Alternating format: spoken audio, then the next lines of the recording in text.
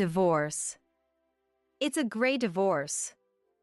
Finally, I can get rid of you. I've taken care of you all these years, and I'll be taking the entire retirement allowance. Upon returning home, my husband, Anthony, said these words to me. Divorce? What do you mean by taking the entire retirement allowance? I was about to congratulate him on reaching his retirement day, but his words shocked me to my core. But his tirade didn't stop there. Of course, I'm going to use the retirement allowance however I want. I've finally been freed from the shackles of that tedious government job. Thinking about being free from you makes today a real celebration. What? I was stunned into silence by his selfishness. He continued his harsh words, aiming them at me. You're fired, fired. Housekeeper fired. Get out. I've been supporting you all these years because you couldn't hold a job. Be grateful for that. Here's the divorce papers. I've already signed them. Write your name and get out. Thinking about how many years I had spent with such a man made me feel pathetic. I am Nancy, 62 years old. Due to a chronic illness since childhood, I was unable to have children. I married Anthony, 3 years my senior, when I was 30, and we spent 32 years together. When I was in elementary school, I often had coughing fits that wouldn't stop and caused breathing difficulties. My parents took me to the hospital, and I was diagnosed with bronchial asthma. Treatment started immediately, but the symptoms never fully disappeared. Despite this, my condition wasn't severe, and I was able to graduate from elementary, middle, and high school. After high school, I even got a job as an office worker. My bronchial asthma worsened when I turned 25.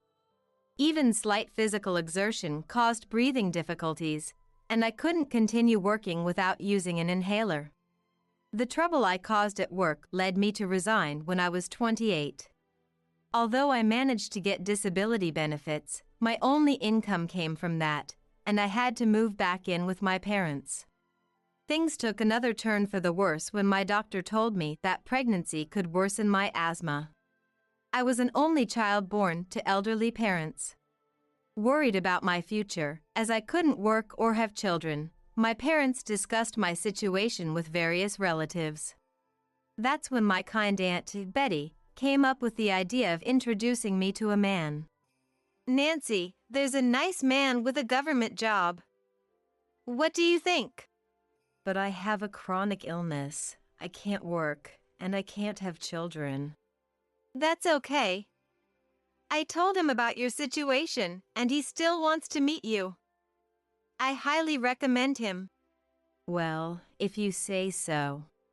Because of my illness, I never considered marriage. However, feeling guilty for worrying my parents and thinking that if there was a man willing to marry me despite my illness, I should at least meet him, I agreed to the introduction. This is Anthony. And this is Nancy. Hi. I'm Anthony. Anthony, introduced by my Aunt Betty, made a quiet and reserved first impression. Nice to meet you. I'm Nancy. Nice to meet you. Throughout our meeting, Anthony never put on a friendly face. But, with my illness making me feel inferior and thinking it was a miracle that someone would be interested in me, I started dating him with marriage in mind. While dating, Anthony wasn't particularly friendly and sometimes showed signs of pride. However, despite his shortcomings, he seemed like too good a man for someone with my chronic illness. Because of that, I married him the year I turned 30. Even after marriage, Anthony never became more affectionate, but I noticed he became talkative after drinking. Most of the time, he just complained about work. Damn it. They always blame everything on me.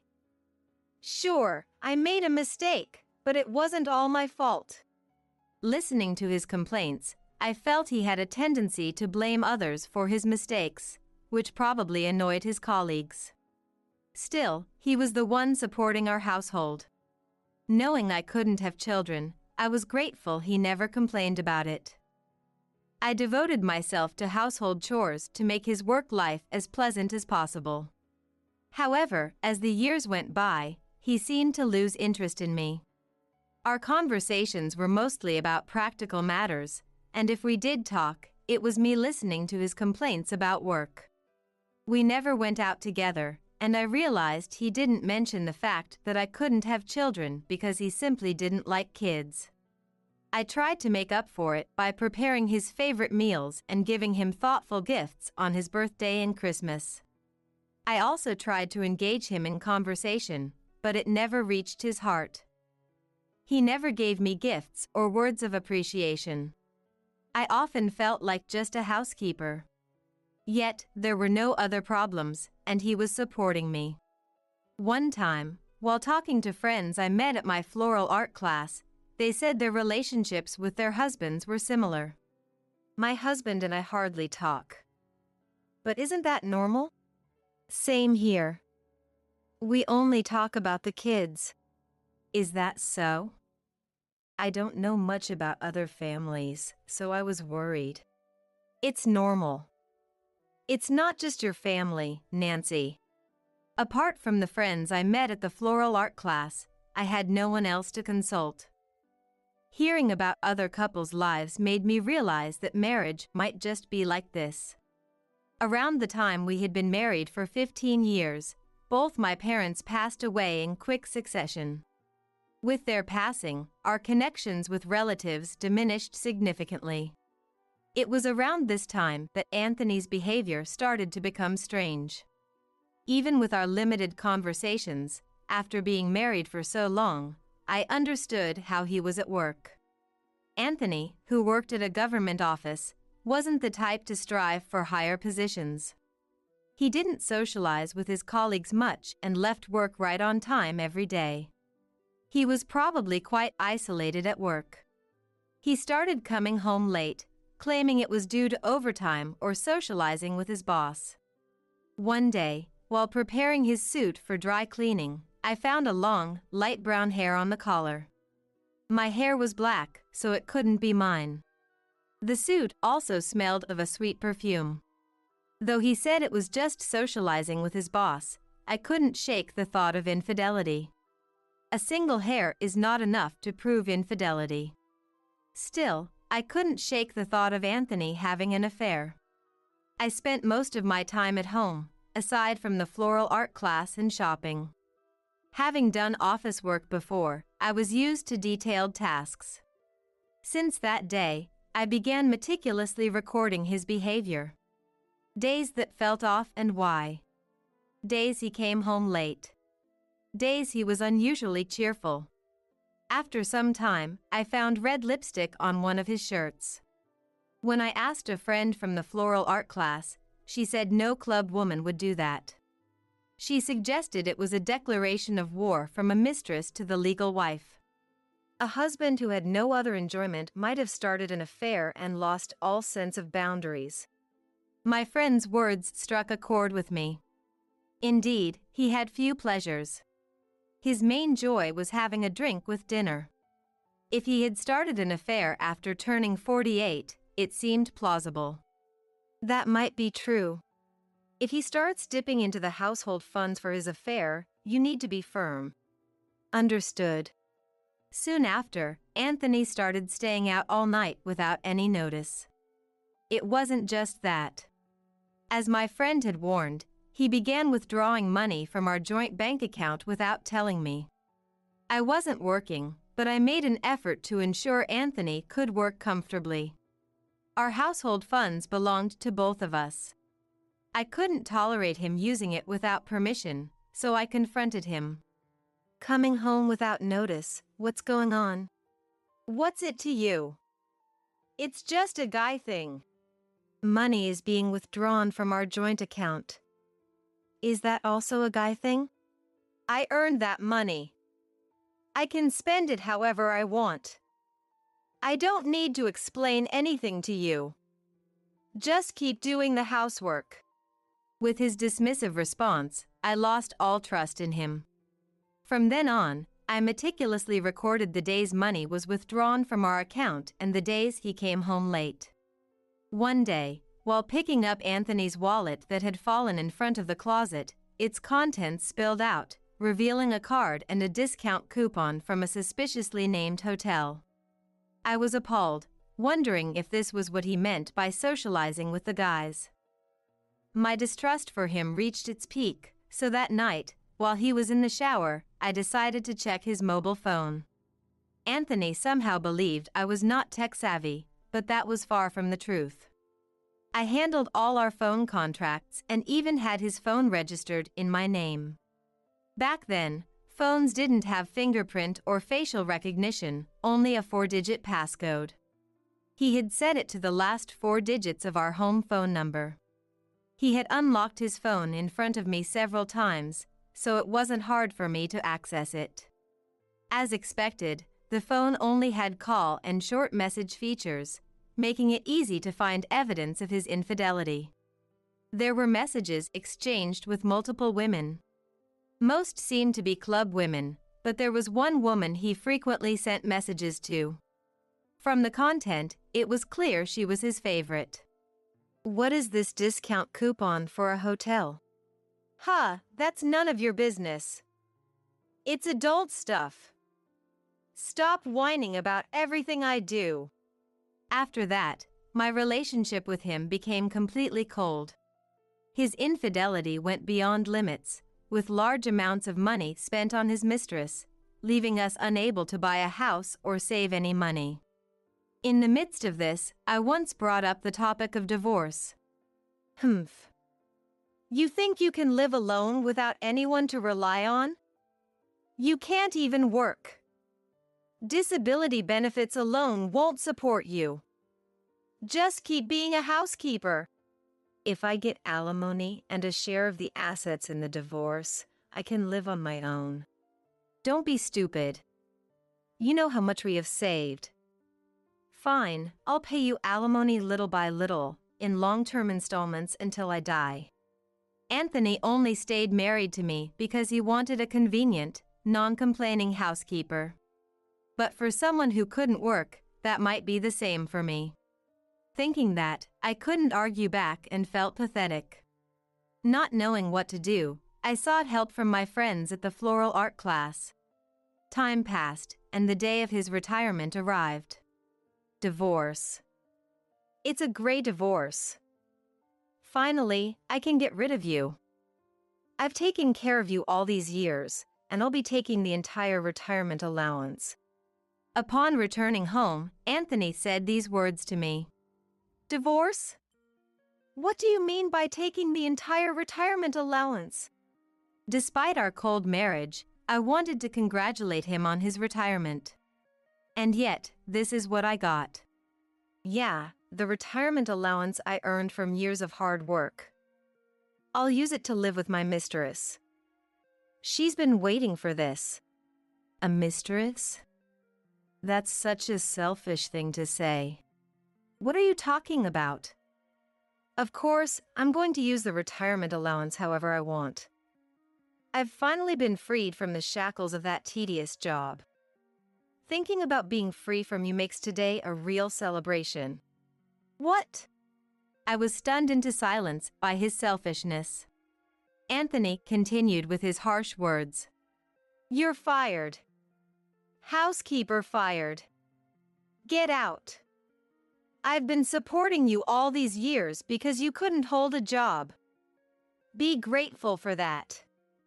Here, the divorce papers. I've already signed them. Write your name and get out.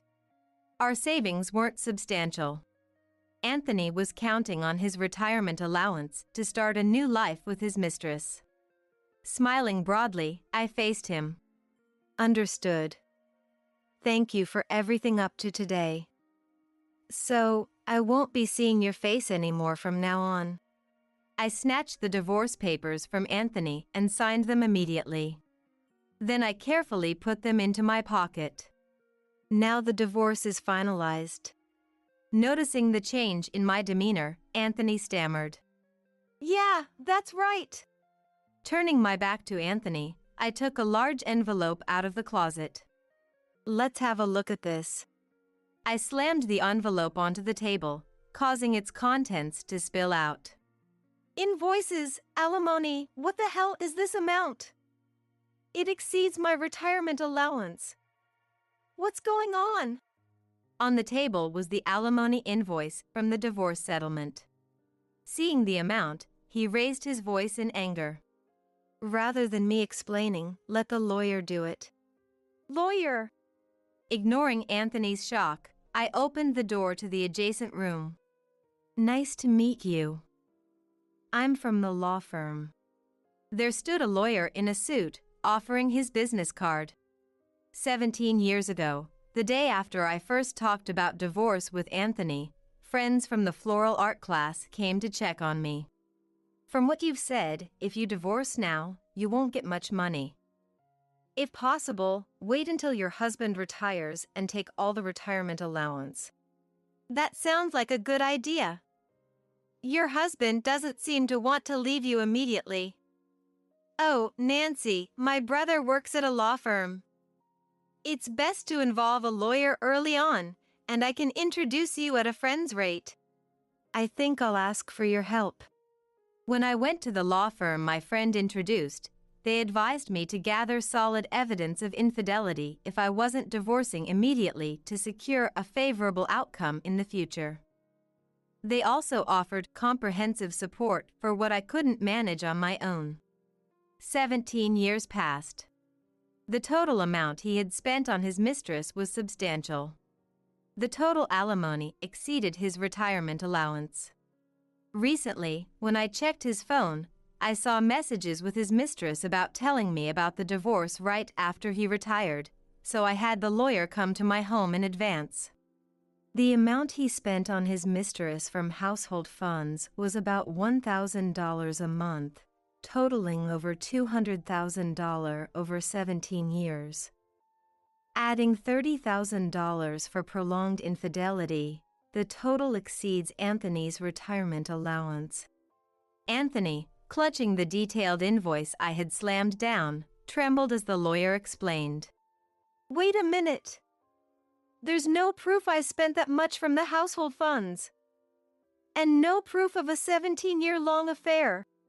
I've been recording all withdrawals from the joint account used for the affair for 17 years. I also have records of communications between Anthony and his mistress. Copies of the evidence are in the envelope. You looked at my phone without permission? It's not your phone. It's my phone that I contracted and lent to you. So it's my phone. This is ridiculous. You probably saw me as a convenient, compliant wife. That's why you didn't care if I found out about your mistress or the money you spent. That was your mistake. I am a person, too. I have feelings. It was the first time I had shown such a strong attitude toward him. He was speechless with surprise. What is this? Rest assured, I'll file the divorce papers first thing tomorrow. Damn it. Pathetically, Anthony spat those words and fled the house. To graduate from my life with him, I immediately moved out the next day and started living alone. With the help of friends from the floral art class, all moving preparations had been made. I also submitted the divorce papers, officially severing ties with him, which made me feel immensely relieved. I changed my phone number and didn't tell him my new address. He had no interest in my social circles, so he didn't know any of my friends' contact details. He wouldn't be able to contact me even if he wanted to. I had no intention of reaching out to him either. However, about a week after submitting the divorce papers, I received a call from the lawyer, who updated me on his situation. According to the lawyer, without his retirement allowance, his mistress left him. She had only been interested in the money he would bring. Even the other women he had been seeing had no interest in being with him. Anthony, with no money, was abandoned by everyone. Like me, he had no one to rely on. He had no close friends or family. His pension was limited due to club debts. Anthony told me about his situation, mixing it with complaints. He wanted to reconcile with you, but I told him it was impossible since the divorce papers were already submitted. There was no way I'd take him back. I didn't care about his struggles. I thanked the lawyer and hung up. I am happy now. My asthma attacks have decreased. It must be because the stress from living with him gone. With disability benefits, Social Security, and alimony, I can live comfortably without luxury. Also, I enjoy working remotely with a computer, reconnected to society after a long time. My friends from the floral art class were happy about my divorce, and we meet more often. My life used to rely on Anthony. But now, I am determined to live my life on my own terms. I never filled out the paperwork for our marriage, and there won't be any division of assets. I'm marrying my 20-year-old employee. Christopher's eyes sparkled as if his prank had been a huge success. Surprised, huh? The truth is, we're not officially married. We're not husband and wife. I never filled out the paperwork. So you have no right to blame me for my affairs. Christopher and I have been living together as a married couple for 3 years. His effervescent smile, the likes of which I've never seen before, makes me uncomfortable. Thank you so much for taking care of my mother. But I don't need you anymore, so let's get a divorce. Oh, no, I mean, let's just end our cohabitation. I can't hide my shock at his confession from the bottom of my heart. You're lying, right? Please tell me this is some kind of joke. I was filled with disbelief. Wait, you don't know anything? The more he laughs, the calmer I become. Because it's Christopher who doesn't know anything and is misunderstanding things. I'm Patricia, 32 years old. I've been married to the company president for 3 years. We don't have any children yet. Hearing just that, you might think I'm a graceful wife, but in reality, I'm living a pretty tough life. Your posture is terrible. Straighten up. Oh, I'm sorry. When my mother-in-law Barbara scolds me, I immediately straighten my back. I reflexively reacted to Barbara's voice, but right now I'm at home folding laundry. I'm not in front of others or having a meal. The home I share with Barbara is not a place where I can relax. I met my husband Christopher about 5 years ago at the hospital. It started when Christopher's mother, my current mother-in-law, was hospitalized for a minor stroke. I was working there as a nurse. Barbara is almost completely paralyzed on one side of her body and can't move as she wishes. Despite the hardships of hospital life, she always kept a calm face. She shows respect not only to the doctors but also to us nurses and the cafeteria staff. Even when afflicted by illness, her noble character remained unchanged. Apparently, she's the wife of the president of a well-known company in this area. As expected of a president's wife. I admired her. Then Barbara remembered my name, and we gradually became close. She brought up the idea of marrying her son Christopher, which brings us to today. I'm home. Welcome back. You must be tired from your business trip. Yeah. Around the same time as our marriage, my father-in-law passed the position of president to Christopher. I live with my husband's retired parents and support the family behind the scenes. Here, I brought you a souvenir. Eat it as a snack with Mom and Dad. Thank you, as always. Christopher is 40 years old this year. It seems he had a few girlfriends, but he never got married. Barbara pushed him, and he ended up marrying me. He's a man of good conduct and devoted to his work. He never fails to bring me souvenirs when he goes on business trips. Why did such a wonderful man remain unmarried until his late 30s? Of course, there's a reason for that. It's because he has a hidden difficult personality.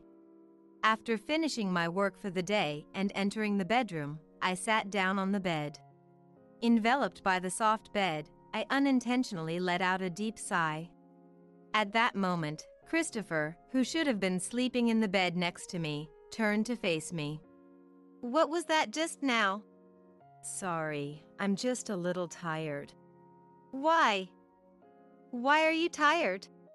The calm demeanor Christopher had shown in the living room earlier was gone, and he questioned me in rapid succession.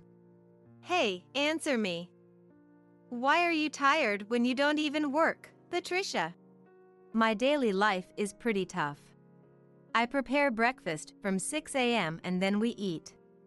In between, I have to assist Barbara, who has a physical disability. The house has been remodeled to be accessible, so she can live in a wheelchair, but Barbara tries to walk on her own feet as much as possible. If that were all, I might still have some breathing room.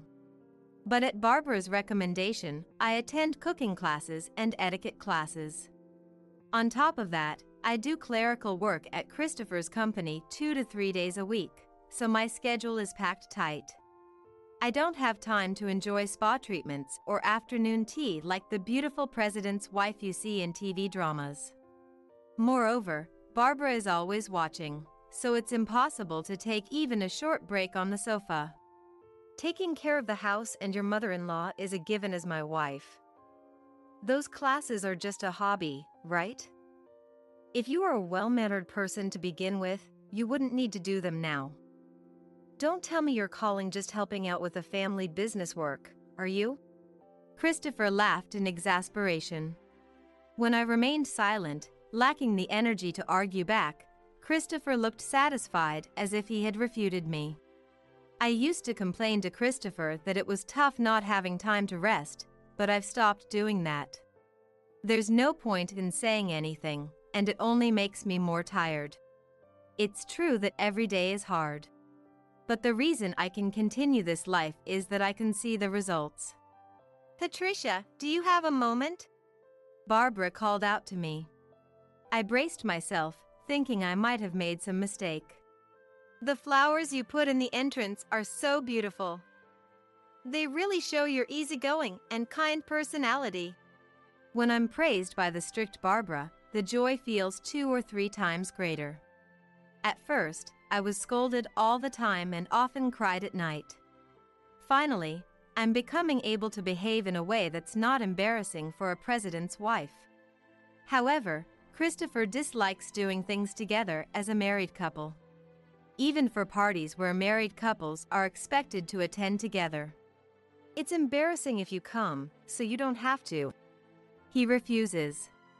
I think it would be more embarrassing to be seen as a wife who doesn't support her husband, the president, but pretend you caught a cold that day. He ends the discussion with that one line. The story of how we met at the hospital has been slightly distorted, and with my pale skin and slender build, I'm thoroughly perceived as a sickly wife. I've become someone who rarely appears in public.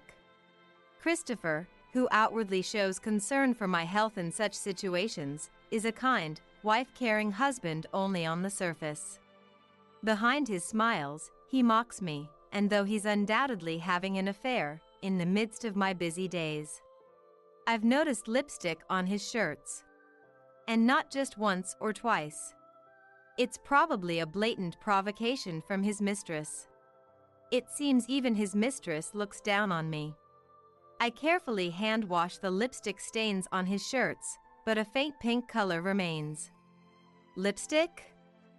I don't know anything about that. I sometimes go to places with hostesses for business entertainment, so maybe it got on me then. I've confronted him about the lipstick before, but Christopher wasn't fazed at all. The lipstick was on the inside of his shirt, where it couldn't have gotten unless he took his clothes off. Huh? Wait, are you suspecting me of cheating? That's right, I am cheating. So what? Is that bad? Though I was determined not to let him make excuses, Christopher's cheerful and composed demeanor left me speechless. Just kidding. I don't have time for an affair. I'm an extremely busy president, you know. I'm occupied with business trips and entertaining clients. Oh, I have another business trip next week. I feel like I might collapse from overwork. I'm not like you, with too much free time on your hands, imagining strange things. I work so hard to provide you with decent meals, even sacrificing my sleep, and you say such horrible things. But you know what? What if I really were having an affair? You want to get divorced? Even though you're unemployed? I wonder what I hoped to achieve by pursuing Christopher's infidelity. I had expected him to either apologize or get upset. I never thought he'd tease me with a twinkle in his eye. His unexpected reaction stops my thoughts. The word divorce flashes in my mind. But I don't have the time to think deeply or the energy to take action. Just the same hectic days passed by as always. Then one day, I was scolded by Barbara. You are Christopher's wife. Behave in a way that doesn't embarrass you as a wife and a member of this family. She may have noticed my cold attitude towards Christopher. Barbara's words weigh heavily on my already burdened heart. Furthermore, Barbara presented a harsh proposal. Patricia, you need to work more. What? Work. I'm already exhausted. I thought I was doing a perfect job with the housework, but what kind of unreasonable demands will she make now? Work at our company. Not just a few days a week, but more. That's what Barbara said. I unconsciously shouted. Impossible. I can't. For the first time, I saw Barbara's mouth hanging open in surprise. My brain tells me not to say it, but my mouth moves on its own. I've had enough. It's impossible. I can't work any more than this. Your son's wife isn't free labor. I'm not a convenient tool to be used for free. I can't do any more than this without even getting paid, just because I'm your son's wife. My voice cracked halfway through. It's pathetic to cry in front of others as an adult, but I couldn't hold back the overflowing emotions. Actually, I'm being forced to work for free at Christopher's company. Even if I receive a plentiful living allowance, my spirit is just wearing down without being compensated for my labor. Barbara's face, frozen in shock, quickly contorted. And from Barbara's mouth, I hear unexpected facts and plans. In the end, strongly urged by Barbara, I prioritized work. I quit the etiquette classes, but I have no time to rest as I do housework, support Barbara, and work. I convinced myself that the busier I am, the better I can forget Christopher's betrayal. But one night, Christopher's ultimate betrayal is revealed. Can you leave now? Suddenly being told this late at night in the bedroom, I lifted my heavy eyelids, already half asleep. Christopher stands with his arms crossed, looking down at my face from above. Why? I'm already sleeping. If you don't like sharing a bedroom, you sleep in the guest room tonight, Christopher. It's a stupid prank to deliberately wake me up and try to kick me out. Christopher is grinning as if he's plotting something. He's probably been drinking. That's why he's become bold and is picking a fight. Huh? Don't get the wrong idea. I want you to leave this house, not just this room. I rub my eyes and tilt my head.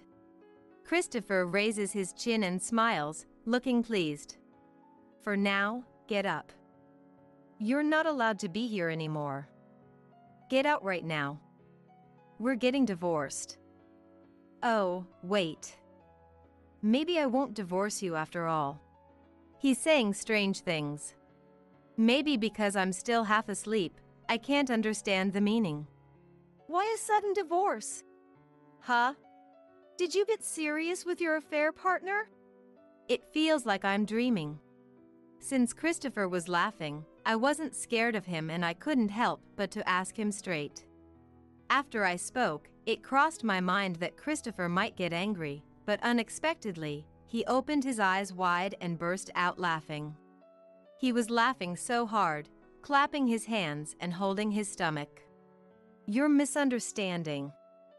You have no right to accuse me of cheating. You're making one big mistake. Didn't you know about that? Of course you wouldn't. Just when I thought he was suddenly provoking me, the next moment, he made a shocking revelation. I'm marrying a 20-year-old employee. I never filled out our paperwork for marriage, so there's no property division. Still unable to stop laughing, Christopher proudly dropped a huge bombshell on me, his shoulders shaking. What? I was stunned and at a loss for words. You didn't know, right? Believe it or not, we're not married. We're not husband and wife. The truth is, I never filed for a marriage license. That's why you have no right to blame me for cheating. Patricia, your mouth is hanging open. You look stupid. Oh well, I guess it can't be helped. It's shocking to be told we're not married, isn't it? Christopher's eyes sparkled as if his prank had succeeded. We had been living together as husband and wife for 3 years. I had just been told that these entire 3 years were a lie. Remember when we got married? On our anniversary, I surprised you by presenting the marriage certificate. Well, that was a lie. I never filed it. So, Patricia, you're not a wife, just a live-in partner. Christopher had a bubbly smile I'd never seen before. I couldn't tell if he was happy because he could marry a young girl or if he was enjoying tormenting me. Either way, it was an unpleasant smile. Thank you so much for taking care of Mom. Thanks to your support with her rehabilitation, Mom is now able to manage her daily life to some extent. I appreciate it. Well, since I don't need you anymore, let's divorce. Oh no, my bad. Let's end our cohabitation, please. It's not a divorce, so there's no hassle of alimony or property division. It would be great if you could leave soon. Christopher wiped the corners of his eyes, laughing so hard that tears were welling up. The more he laughed, the calmer I became. Because it was Christopher who knew nothing and was misunderstanding. Wow, you don't know anything, do you? Christopher still didn't drop his mocking laugh. I was truly shocked to hear his confession. You're lying, right? Please tell me this is some kind of joke. We're not married? There's no way. I held my head in disbelief. I know it's hard to believe, but I never had any romantic feelings for you from the start, so I had no intention of marrying you. But I needed someone to take care of Mom, and I was at a good age, so I figured I could keep you by my side as a wife temporarily. I can't believe this. Yes. It's unbelievable, right? But I'm tired of laughing, so accept the reality. It seemed Christopher's laughter had settled down too. He must have been satisfied after thoroughly insulting me. No, I still can't believe this. I was still in shock. Christopher, who was satisfied on his own, now began to get irritated with me for not keeping up. What is it with you? We're not married, so get out. You're slow on the uptake. Normal people would understand. I can't put it any simpler than this. That's not it.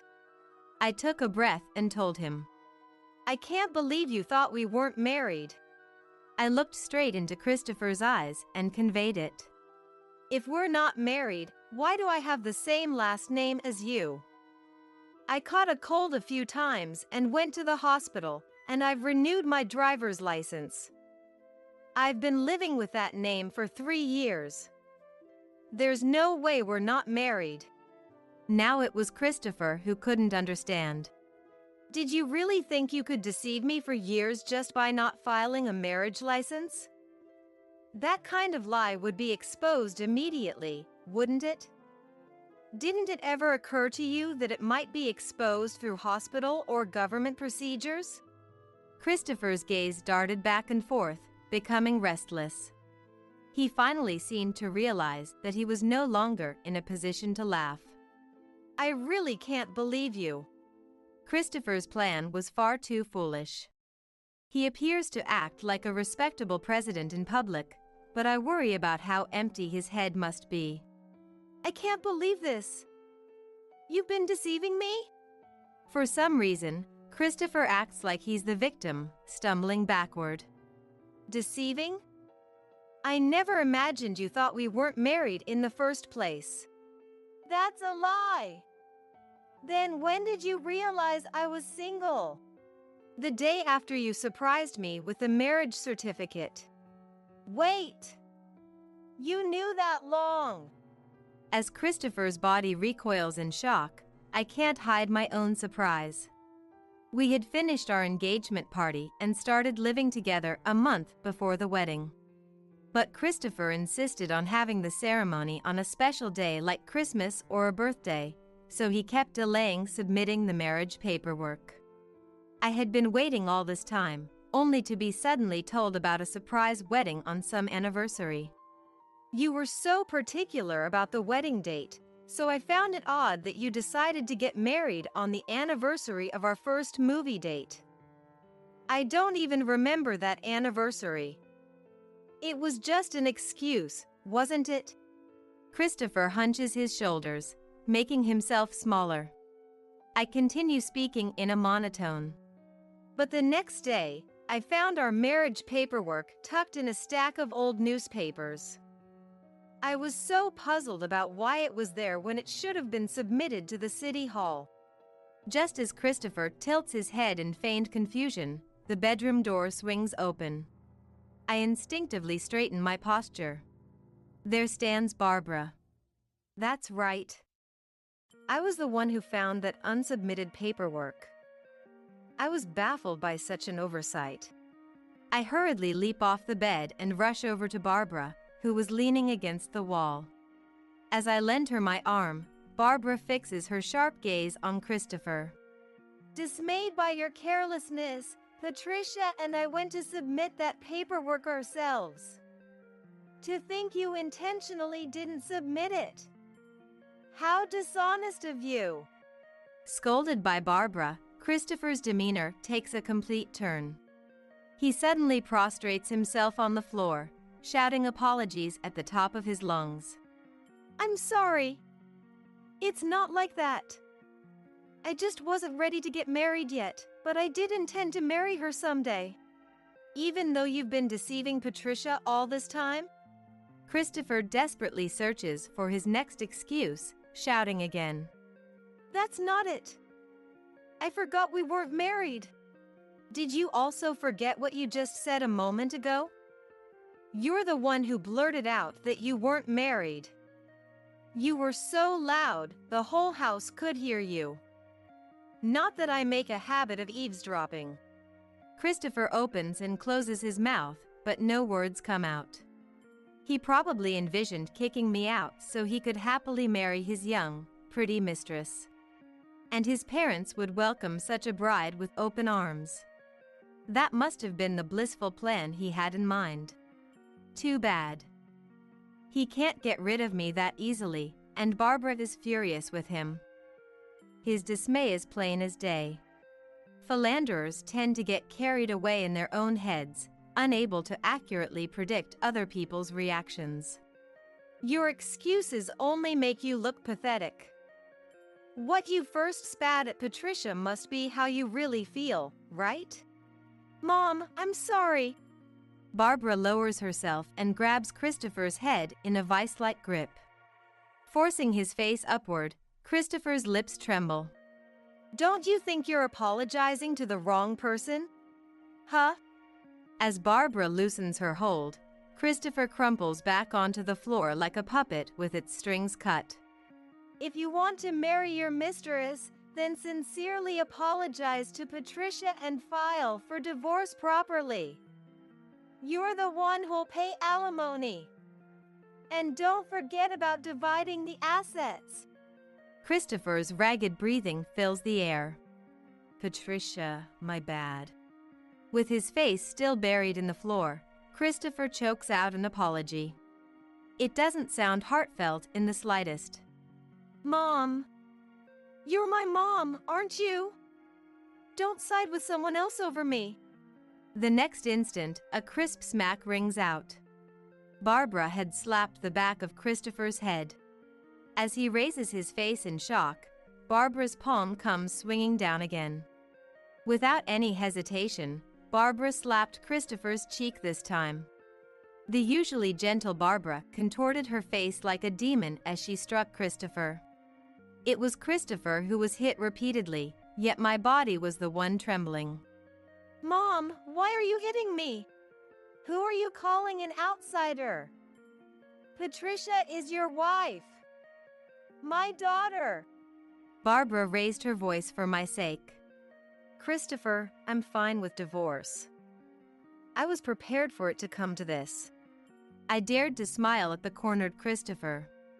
This seemed to ease Christopher's tension a little. I hope you can finally find happiness by marrying that 20-year-old girl. Thanks, Patricia. You weren't a bad woman either. I hope you find happiness in your next marriage too. Oh wait, that's impossible. You're already over 30, right? Just when the atmosphere was getting better, Christopher couldn't bring himself to wish for my happiness. He had been looking down on me all along. Barbara let out a deep sigh, prompting Christopher to hastily compose himself. Just as Patricia says, divorce properly and start a new life with the woman you love, Christopher. There's no need to continue a broken marriage. Yeah. I'll do that then. With Barbara's blessing for his marriage to the other woman, Christopher relaxed his face. Patricia, I'm really sorry. How insincere. Christopher came to apologize but whispered softly in my ear. No matter what she says, Mom still loves her own son more than someone else's daughter-in-law. Surprised, I recoiled, only to see Christopher sticking his tongue out. Barbara, do you really love a son like this? I pointedly asked Barbara, gesturing at Christopher. Cowering, Christopher stammered. That's not true. I didn't say anything. But his voice reached Barbara, who was right next to me. You. Barbara's fist trembled. It looked like she might let her clenched fist fly instead of words next. That's not it.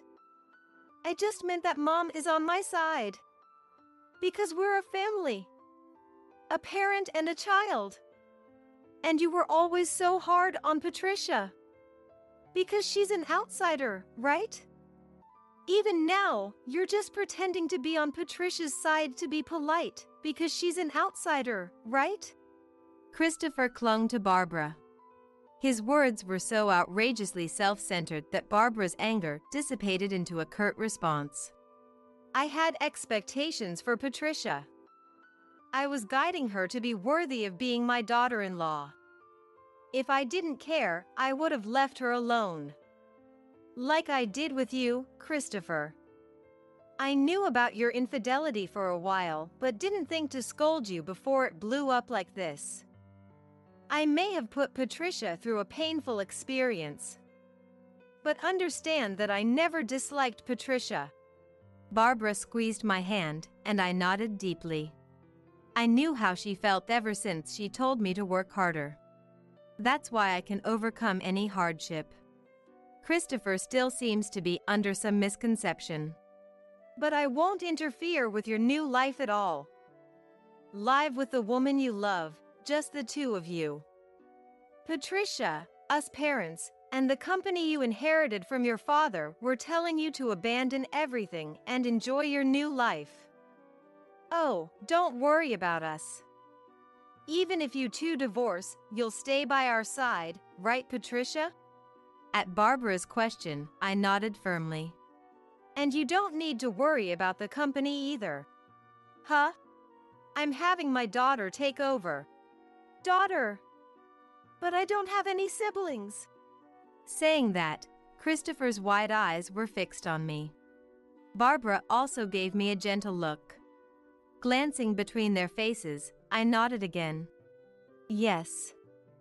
I will now protect the precious company that Barbara and her husband built. Understanding the situation, Christopher crumpled to his knees. Christopher's parents had discarded their own son and were planning to have me, as their daughter, inherit the company. You'd go that far over a little cheating. You're choosing an outsider over me. That's right. If it were just a single mistake, we might not strip you of your position as president. But you know, we know everything. Christopher swallowed. Then my father-in-law Brian slowly emerged. The defiance drained from Christopher's face. Christopher, being the president doesn't mean you're the company's supreme ruler who can do anything without consequences. News of your misdeeds has reached my ears. I may have retired, but I haven't lost my connections. My father-in-law rarely came home even after retiring. Apparently, he had been supporting the company from behind the scenes. First off, you seem to think womanizing is the norm, hitting on every young female new hire. You showered those who agreed to date you with expensive gifts and pressured those who refused with presidential orders. Either way, female employees kept quitting. The environment got so bad that even male and veteran employees left. Christopher trembled pathetically, unable to make any excuses. He shuts up in front of the dignified Brian. Furthermore, you put in way too much overtime and took too many business trips. I know most of those were unnecessary. What kind of work were you doing while dragging young female employees along? Christopher hung his head even lower. Rather than fooling around too much at work, it seems he was barely working at all. I'm amazed the company lasted 3 years under a president like this. How many employees do you think suffered because of you? You embezzled company funds too. That's a crime. You can't be allowed to continue as president. Christopher's parents had given up on him precisely because they had investigated this. And they asked me, who had diligently devoted myself to the family, to become the new president. Christopher had lost his parents, his absolute allies. He thought he stood above a crowd of employees, only to suddenly fall from grace. Christopher is the one who needs to leave this house. He slowly sat up, blankly staring at the night sky above. Brian grabbed Christopher's arm and mercilessly tossed him out into the pitch-black darkness. After that, Christopher and I successfully divorced, and he paid me the compensation I deserved. Of course, we also fairly divided our assets. Furthermore, Brian made Christopher return the wages he had embezzled from me. My work was not for free, after all. The company's money is my money, isn't it? Surprisingly, he had little savings, and after repaying the embezzled funds, Christopher only had a few $1,000s left. So, he selfishly demanded a share of the company's money too. What kind of thinking is that? The company's money is not your money. But I didn't get any severance pay. Isn't it awful to suddenly be fired as the president without any severance? He doesn't seem to understand the gravity of his crimes, but he'll learn the hard way soon enough. What you did was embezzlement. It's a crime. It's only a matter of time before you get arrested. Did you really think there would be no punishment after flagrantly embezzling on such a large scale? What? Really? Having lost his title as president and with no money, 40-year-old Christopher was quickly dumped by his 20-year-old mistress. Christopher's head was indeed empty. He tried to find a new job, but after experiencing life as a king, becoming a regular employee felt humiliating. But he didn't want to get caught by the police. I could sense Christopher's desperation. I want another chance. I want to be the president again. Let's make up. I won't fail this time. I just want a chance. Then apply normally. If it's meant to be, maybe you'll get hired as a new employee. No way, it's me, remember? The former president? At the very least, I should be an executive or something, right? Too bad, but I take back what I said. If he does formally apply, I'll use my authority as president to ensure he doesn't get hired. In the end, Christopher was arrested before he could even start job hunting. The embezzlement alone may have resulted in just a fine. However, Christopher took thoughtless actions. Patricia, you're the only one I have left.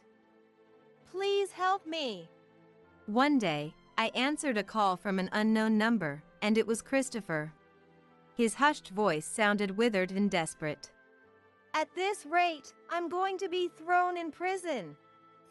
Hide me. And tell the police I didn't embezzle anything. Apparently, when he was about to be arrested, he tackled a police officer with all his might and ran away. Where are you now? The small park near my house? Got it. I'll come right away, so wait there. In a sense, he had attempted marriage fraud with me, committed adultery, embezzled funds, and now fled from the police. He was likely acting on impulse without thinking deeply. It made me wonder how such a son was born to his wise parents. Patricia, thank you. Everyone abandoned me after I stopped being the president, but you're different. I finally realized it. I love you, Patricia, who loves me. In fact, I had just received a call from the police saying Christopher had escaped. One of the officers hit his lower back and was taken to the hospital. I had no obligation to hide Christopher. Cooperating with the police was my only choice. I'll be hiding in the park waiting for you to come. It wouldn't be me going to Christopher, but the police. When I opened the window on the second-floor balcony, I thought I heard a man's scream coming from somewhere far away. Christopher's stalking was resolved, and I devoted myself to my work as president. I had intended to shoulder the heavy pressure alone, but I realized it wasn't something a president should bear by themselves. I am supported by my employees.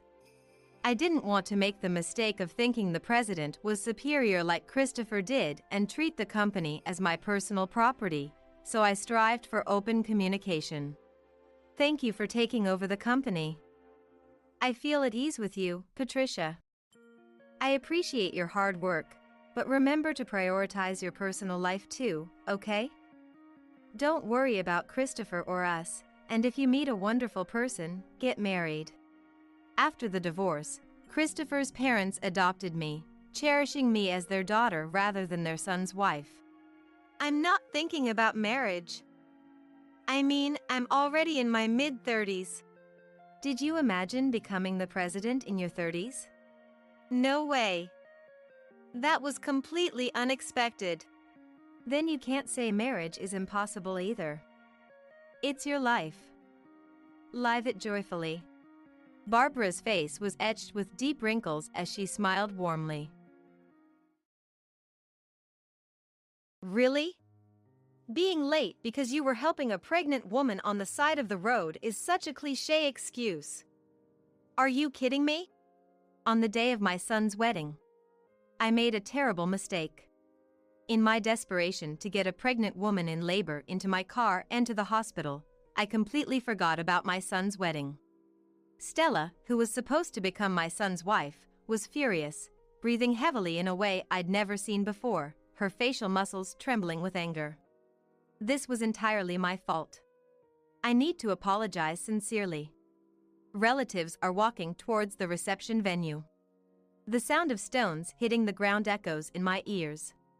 Stella looks at my dress, pointing at various spots with a puzzled expression.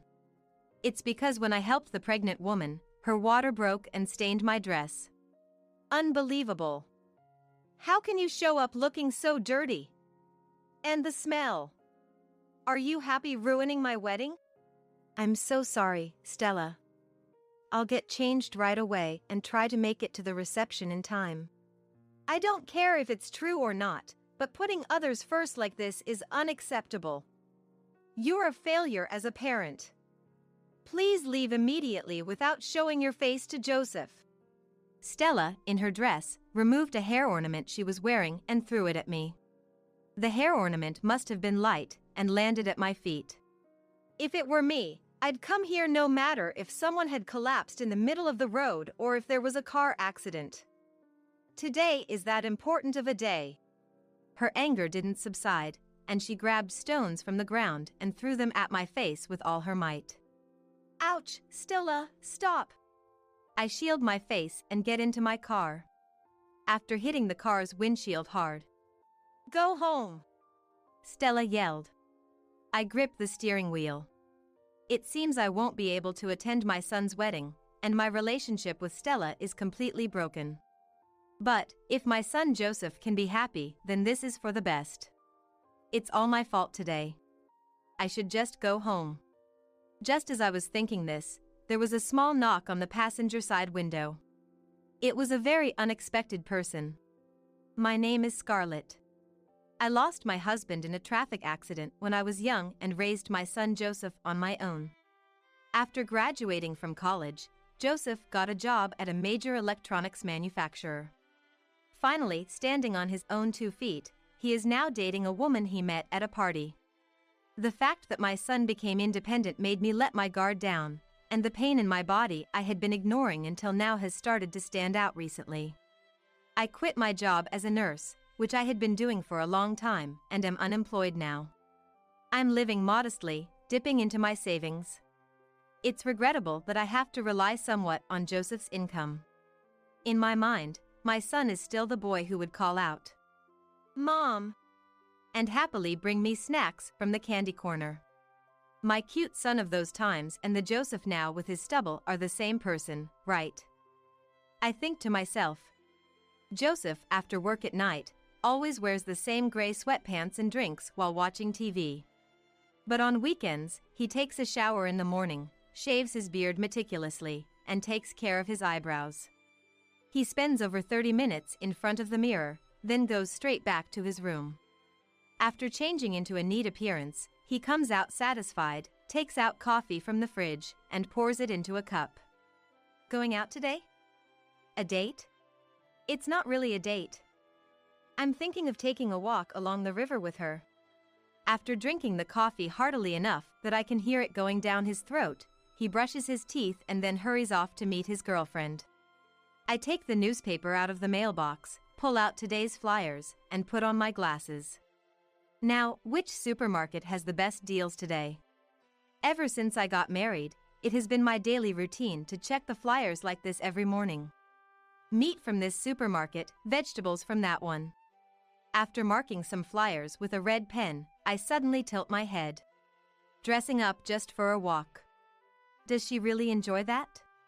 Joseph never wastes money unnecessarily, perhaps because I always nag him about saving money.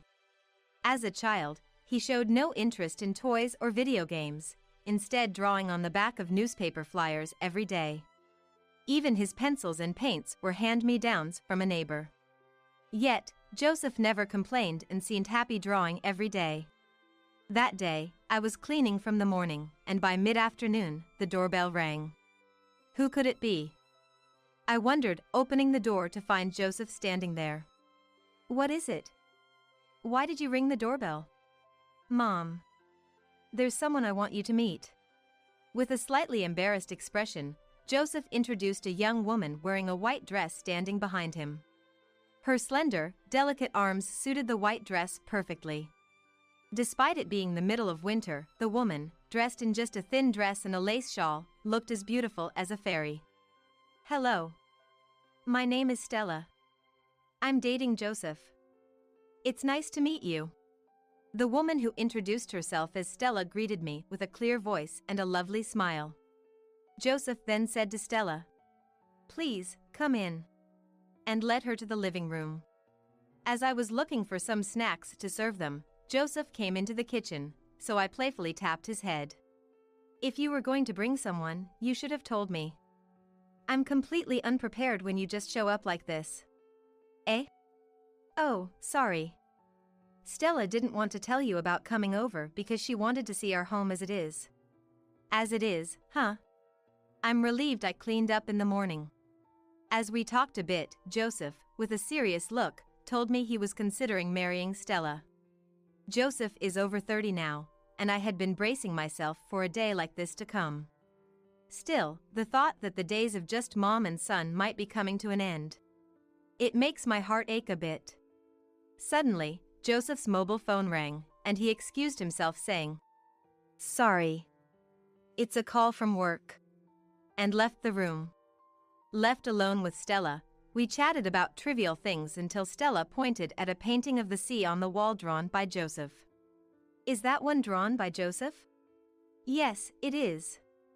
It's a bit see-through on the back because it's drawn on the back of a flyer, but it's a nice painting, isn't it?" Stella stood up to take a closer look at the painting Joseph had made. A blue sea and a blue sky. Nothing else, just an expanse of sea painted entirely with blue paint.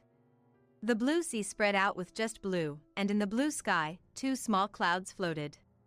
Joseph and I went to the beach for a swim just once when he was a child. I explained to Stella that this was a painting of the sea from that time. After silently staring at the painting for a while, Stella sat down quietly in front of me and said, "This painting is very sad." "Eh? Really? Oh, I always thought it was a happy painting of us playing at the beach." "Is that so? Normally, if you go to the beach, wouldn't you draw yourself swimming?" Stella said this to me as if making a clear statement. In this painting of the sea, there is only the blue sky and the blue sea. She declared that surely there were no happy memories of the beach, just a record of the first time seeing the sea captured in the painting. And on a flyer, no less. She criticized me for not even providing proper drawing paper, despite his talent for painting. "Joseph is a wonderful person. You should have given him a richer life. He has talent in his painting, and you are surely the one who crushed it." "That's not. Joseph never said he wanted to study painting seriously. I thought it was just a hobby. Surely he understood from a young age that the household was poor. Being raised in a single-parent home must have been hard for Joseph." Stella took out a clean white handkerchief from her bag and pressed it against her slightly moist eyes. Until Joseph returned from his call, Stella explained how Joseph has always been frugal. Listening to her, I was filled with remorse from the bottom of my heart. I was a saver, and I had instilled that in Joseph. Having been like this since childhood, perhaps Joseph, even as an adult, naturally practices it and is called a saver by everyone. Maybe Joseph had been complaining to Stella about not being able to afford luxuries as a child. Perhaps I was indeed a terrible mom, as Stella said. Joseph came back after finishing his call. Stella, as if forgetting all our previous conversation, asked if there was an old album of Joseph's childhood or something. While looking through the nostalgic old albums, Joseph and Stella talked happily about what photos to use for their wedding. Stella seems not to have a job and lives at her parents' house, helping with household chores. Thrifty Joseph and Stella, who lives with her parents, seem to make an effort not to spend money, often walking in the neighborhood park. Looking at photos of Joseph when he was young in the album. "We walked here the other day," she says with a gentle smile, truly angelic. A whole year was about to pass since our first meeting. Joseph and Stella continued to date smoothly, and from what I've heard, they got along well without any major arguments. Sometimes when they came to visit, Stella would look at the painting of the sea on the wall and murmur sadly, "Poor thing." So one day, I took it down from the wall and hid it in a corner of a shelf.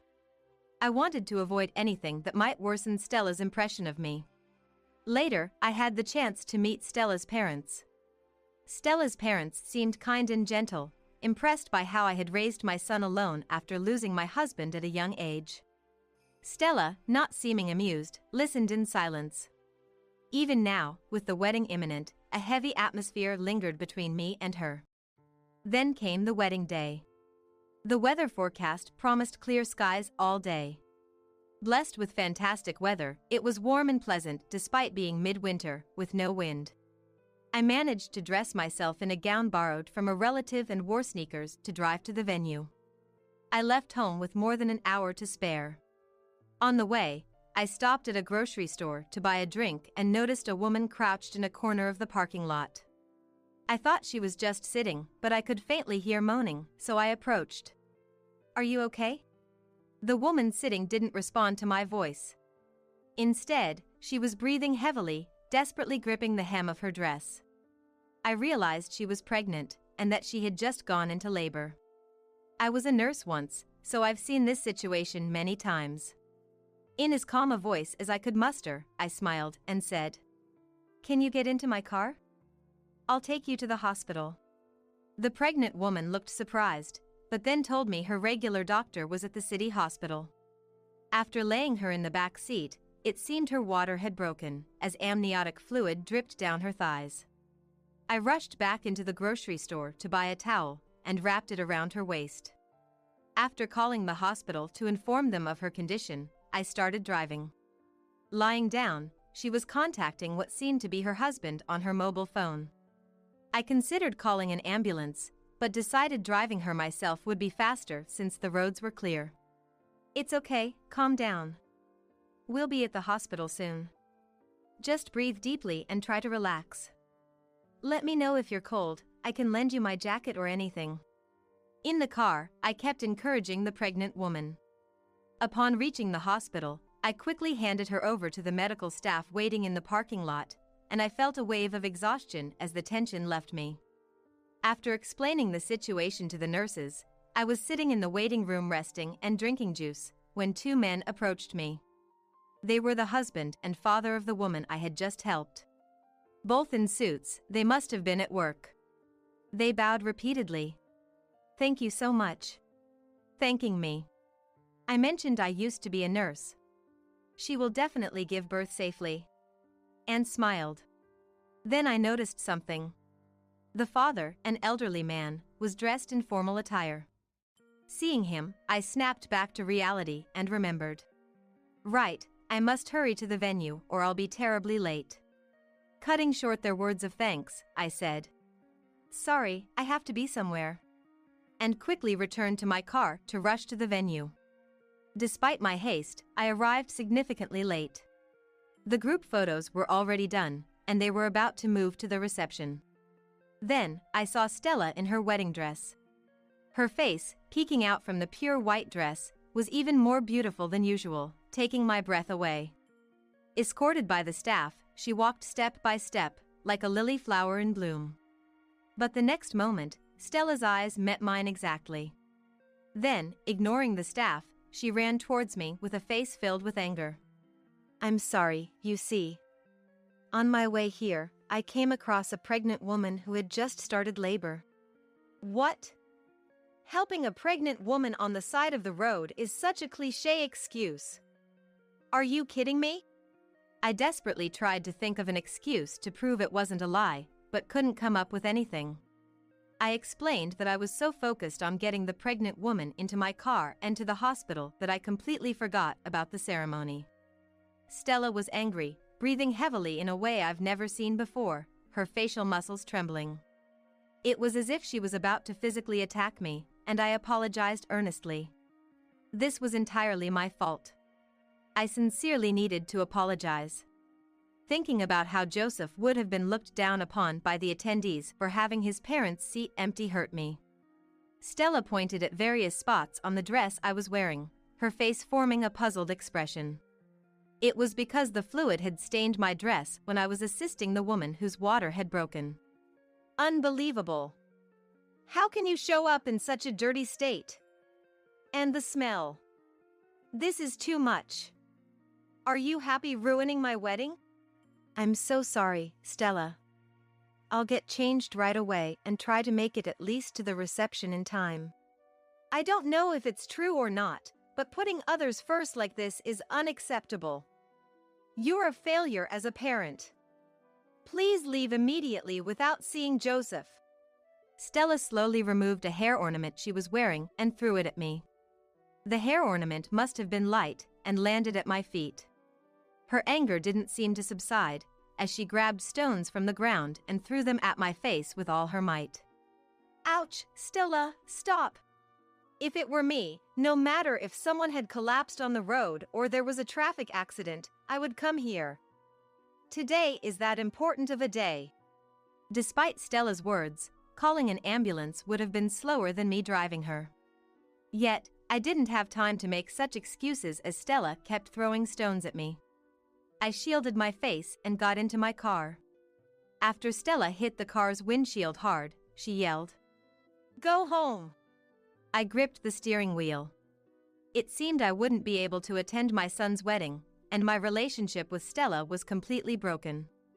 But if it meant Joseph could be happy, then it was worth it. It was all my fault today. I was thinking of just going home. Just then, there was a small knock on the passenger side window. I stiffened and looked in that direction.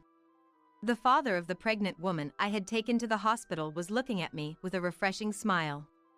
Huh? I just saw you at. As I opened the window halfway, the elderly man smiled even more warmly at me. I'm sorry I couldn't thank you properly before. My name is Anderson. I got out of the car, glancing at Stella still furious nearby, and bowed slightly before Mr. Anderson. The man who introduced himself as Anderson handed me a business card from a neat jacket. It bore the name of the company where Joseph worked, and seeing his title, I involuntarily covered my mouth. CEO. Are you the president of the company where Joseph works? Anderson smiled broadly and nodded. I had heard that Joseph's boss was coming, but I never imagined it would be the president himself. I admired Joseph's boldness for inviting him, but this wasn't the time for that. I'm embarrassed you had to see such a scene. As I apologized to Mr. Anderson, he shook his head and looked towards Stella. I was on my way to the ceremony when I got a call that my pregnant daughter had gone into labor and was taken to the hospital. I'm sorry for being late, Ms. Bride. No. If there was such a situation, being late is understandable. Is that so? I'm sorry, but your voice was a bit loud and it reached me. She is a savior to my daughter. I truly regret that her kindness caused you inconvenience. But Mr. Anderson continued that he was more angry than sorry. Mr. Anderson said with a stern expression and tone that I had helped his daughter, who couldn't even call for help because she was in labor. That even the hospital was impressed with how quickly I acted, saying that calling an ambulance wouldn't have been fast enough and could have been dangerous. And that he couldn't forgive anyone who would insult a person who had saved someone dear to him.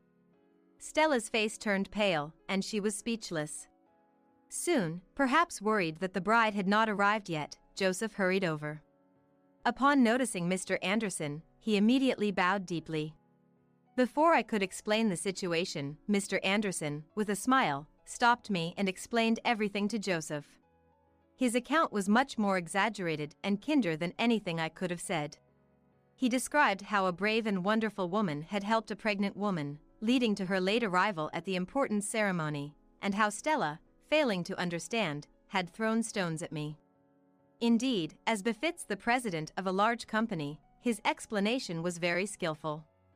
Joseph, who had been listening intently, was visibly shocked. Sensing the tense atmosphere, Stella's parents approached with concerned looks on their faces. Worried this might turn into a condemnation of Stella and ruin the wedding. I apologized to Mr. Anderson and to Stella as well. I'm sorry. I'm really sorry. It's all my fault for not coming to the venue right away. Yes, that's right. Normally, wouldn't you change at the venue? Why did you come from home already dressed? Because I was told that using the dressing room at the venue would cost extra. I involuntarily shrank. Indeed, she was right. I could have sent the dress to the venue and changed there, using a dressing room. But I hesitated because of the extra costs for sending the dress and using the changing room. I had heard that the wedding expenses were carefully saved up by Joseph and Stella themselves. I didn't want to inflate the costs just because of me. Thinking so turned out to be a mistake. Poor Joseph, having to live with such a poor mom. How sad for him. How much more do you plan to make him suffer? My vision went white, and I placed a hand on my forehead and looked up at the sky.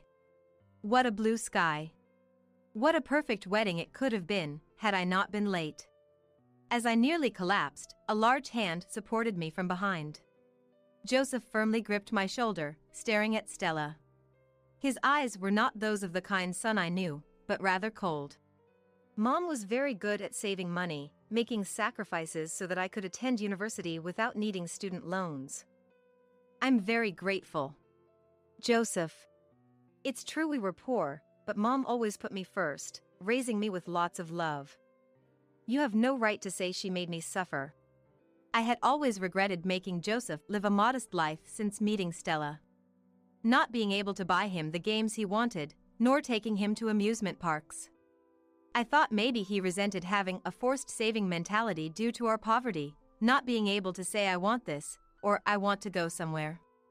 That's how I thought about Joseph. I'm sorry, Stella. But after you've insulted Mom like this, I can't imagine a life with you anymore. Let's call off the engagement. What? Don't be ridiculous. Don't be such a mama's boy. Stella's expression snapped with Joseph's unexpected declaration of calling off the engagement. Once as beautiful as a white fairy, her skin turned bright red, and mascara ran down from her tears, looking witch-like. As she cried and screamed like a demon, no one knew how to react, watching from a distance. Joseph spoke to her quietly, though his words likely didn't reach her ears.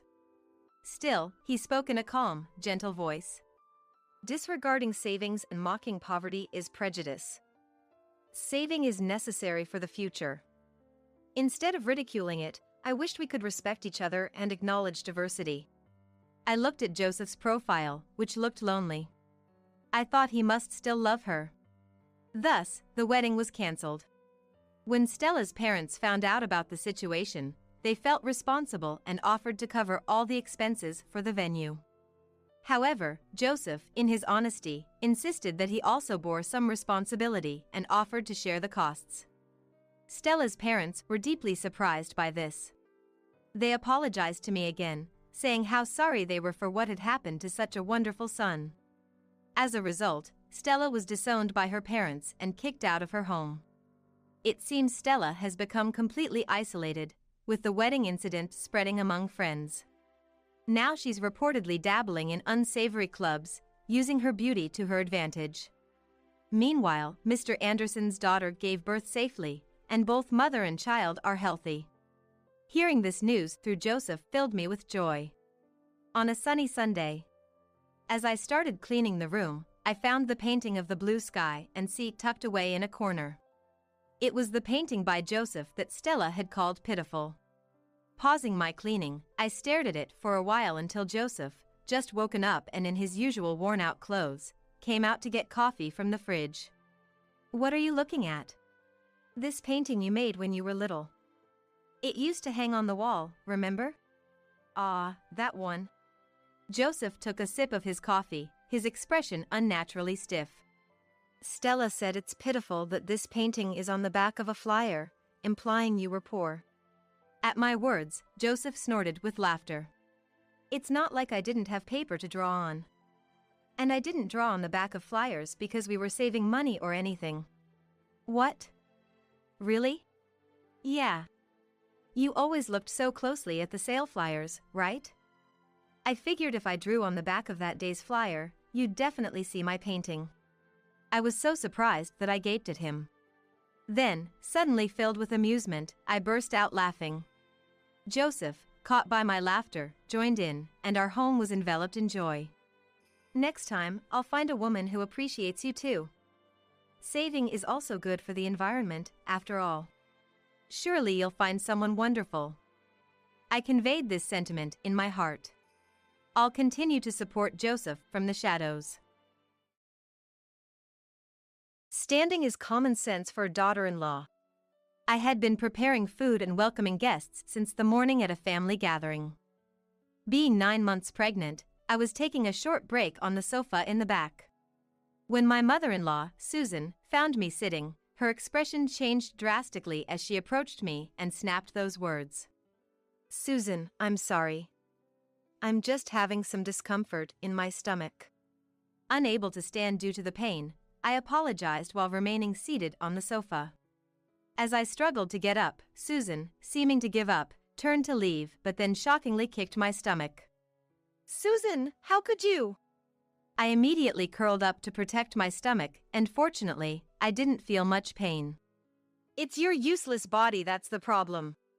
This was a line I was all too familiar with after always being oppressed, but I was left speechless by the shock of being kicked in the stomach. Someone, who had been silently watching this scene, waited until Susan was seated, and then. "My name is Anne. I'm a 32-year-old housewife. I live happily with my husband Tom and our 3-year-old son. I am currently 9 months pregnant with our second child. Before the pregnancy was confirmed, it was decided that Tom would be transferred to work abroad alone. Although Tom insisted on staying in America, I didn't want him to give up his dream of working overseas, a goal since our dating days. After I encouraged him to the end, he promised to go abroad for just 3 years, and then he left. While I felt joy in supporting my husband's dream, there was one concern. The insidious harassment from Susan and Mike, my father-in-law. While Tom was around, they adored us, but in his absence, they subjected me to daily verbal abuse. Since Susan and Mike were kind in front of Tom, I always tried to bring him along. But for the next 3 years, I'll have to endure their malicious harassment alone, which is disheartening. However, I couldn't discuss it with Tom, knowing it would only add to his worries and considering Susan's feelings towards her son. Initially, I tried to please them by complying with everything, but no matter what, I only faced their resentment. "All I want is to get along with Mike and Susan." Desiring a peaceful relationship with Susan and Mike, one day, I finally broke down and decided to be submissive. Then I heard shocking words from them. "You stole our precious son from us." That's what Susan declared. "Ever since you married our son, he hardly pays any attention to us." I finally understood the root of their relentless harassment. Susan and Mike were so overly fond of their son that they were jealous of me, his wife. "If that's the case, I can always come with him." Startled by Susan's unexpected confession, I tried to find a solution and offered various suggestions. "The best thing would be for you to leave our son alone." "Right. Then he might return his love to us." I was stunned by Susan's wish. The thought of them wanting a divorce because they felt their son's affection for them had diminished gave me chills. And this distorted expression of their love even scared me. "Don't you like the idea of your son building a new family?" I asked tentatively. "New family? That's ridiculous. Our family is enough. No matter how old our son gets." Realizing the extraordinary love they had for their only son, my husband, I was speechless. "I love my husband. I want to get along with you and Susan, but I have no intention of leaving him." Normally quiet, this was one point I could not concede. Seeing my resolve, Susan scoffed and retorted. "Are you so confident that no matter how we treat you, you won't leave?" From that day on, their harassment only intensified instead of diminishing. At one point, knowing I was allergic to shrimp, they sneakily added it to the fried food. I was about to eat it when my husband, who always harped on about my allergy, noticed and warned me. "Shrimp? I'm sorry. Actually, this was a gift. I forgot you can't have shrimp." Susan apologized to me repeatedly, making excuses. My husband seemed satisfied and asked her to be more careful in the future. But even as they spoke, Susan was stepping on my foot under the table. Amidst such harassment, we were leading a peaceful life when my husband's transfer overseas was confirmed. Susan and the others turned pale with shock as I celebrated. Overseas. That's going to be hard on the child and Anne, right? My father-in-law, Mike, really just not wanting to be separated from them, used me as an excuse. My husband said it was a decision we made together, and I knew the anger would soon be directed at me. And did you even consider my grandchild's feelings? Unsatisfied with my decision, Susan interrogated me like it was an inquisition. Fed up, my husband finally spoke out. Both of you, enough. Working abroad has always been my dream. And is just supporting me in that. He immediately defended me. We support you too. But now just isn't the right time, is it? Mike seemed a bit sorry, yet unable to agree. That's right. The grandchild is only 3 years old. It's too much for Anne.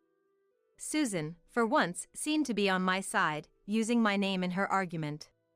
I'm fine. Tom and I have discussed it and decided to go for it. I spoke up, my voice trembling slightly, trying to act bravely so my husband wouldn't worry. Realizing our determination, Susan and Mike reluctantly accepted it, though with a sense of defeat. That night, feeling sorry towards Susan and Mike, my husband suggested we all have dinner together. I had been avoiding eating with them since the shrimp allergy incident, but I decided to endure it for my husband's sake. Then let us, the ladies, get busy preparing in the kitchen. You relax. Susan, excited to cook for her son after a long time, went into the kitchen. Hesitant to be alone with her, I steeled myself and followed her to the kitchen. Aren't you afraid our son might leave you when he returns from abroad? Susan's words, still hoping for our breakup, drained the blood from my face. Realizing it was pointless to engage, I silently started preparing. While we were working on different ingredients, Susan called out to me. And that pot over there is cool. Could you take it to the table? Busy with preparations, I followed Susan's instructions and grabbed the pot handle with my bare hands, only to let go immediately from the scorching heat. A pot of steaming hot beef stew fell right at my feet. I burned my hands and feet. Hearing my scream, my husband and Susan rushed over. And did you touch it with your bare hands? I told you to be careful of burns. What should we do now? Susan pretended to panic, but did nothing. My husband, seeing this, quickly instructed to bring a towel and ice. He also told Mike to call an ambulance. Seeing my red, swollen hands and feet, I could only cry in pain and frustration, clinging to my husband. Thanks to his quick thinking, I received proper treatment at the hospital and was told it would take 2 weeks to heal. Slowly, my spirit was breaking from Susan's escalating insidious bullying. As time passed and my husband's departure overseas approached, I made sure to avoid Susan and the others completely. Despite their vengeful attempts to visit our home or call multiple times a day, I never responded. For their excuses to see their grandchild, I sent pictures with messages. To my husband, I told him the reason for not seeing Susan was because of severe pregnancy symptoms, which he understood. Half a year passed, and the annual family gathering, highly valued by my husband's family, drew near. Knowing its importance, and though my husband said I didn't have to attend, I decided to go. I informed Susan of my attendance in advance through a message. Her reply, seemingly eager to finally vent her frustrations on me, brought back the flashbacks of my burn injury accident and filled me with more fear. Then, the day arrived when everyone was to gather. I briefly greeted Susan and Mike, then spent most of my time with relatives of my age, keeping my distance. Standing is common sense for a daughter-in-law. I had been preparing meals and welcoming guests since the morning at the family gathering. Being 9 months pregnant, I took a rest on a sofa in the back. When Susan saw me sitting, she changed her expression and came over to me, throwing those words at me. Susan, I'm sorry. I'm just having some discomfort in my stomach. Unable to stand due to the pain, I apologized but couldn't get up from the sofa. Seeing that I couldn't stand, Susan, seeming to give up, turned to leave, but then shockingly, she turned back and kicked my stomach. Susan, how could you? I immediately curled up to protect my stomach, and luckily, the pain was minimal. It's your useless body that's at fault. I was used to being oppressed by her, but I was left speechless and shocked by being kicked. Someone, who had been silently watching this scene, waited until Susan was seated, and then, Mom, what did you just do to Ann on the sofa? someone shouted loudly, making everyone, including me, turn towards the voice. There stood my husband, who was supposed to be overseas for work. Tom. Susan uttered his name in a trembling voice.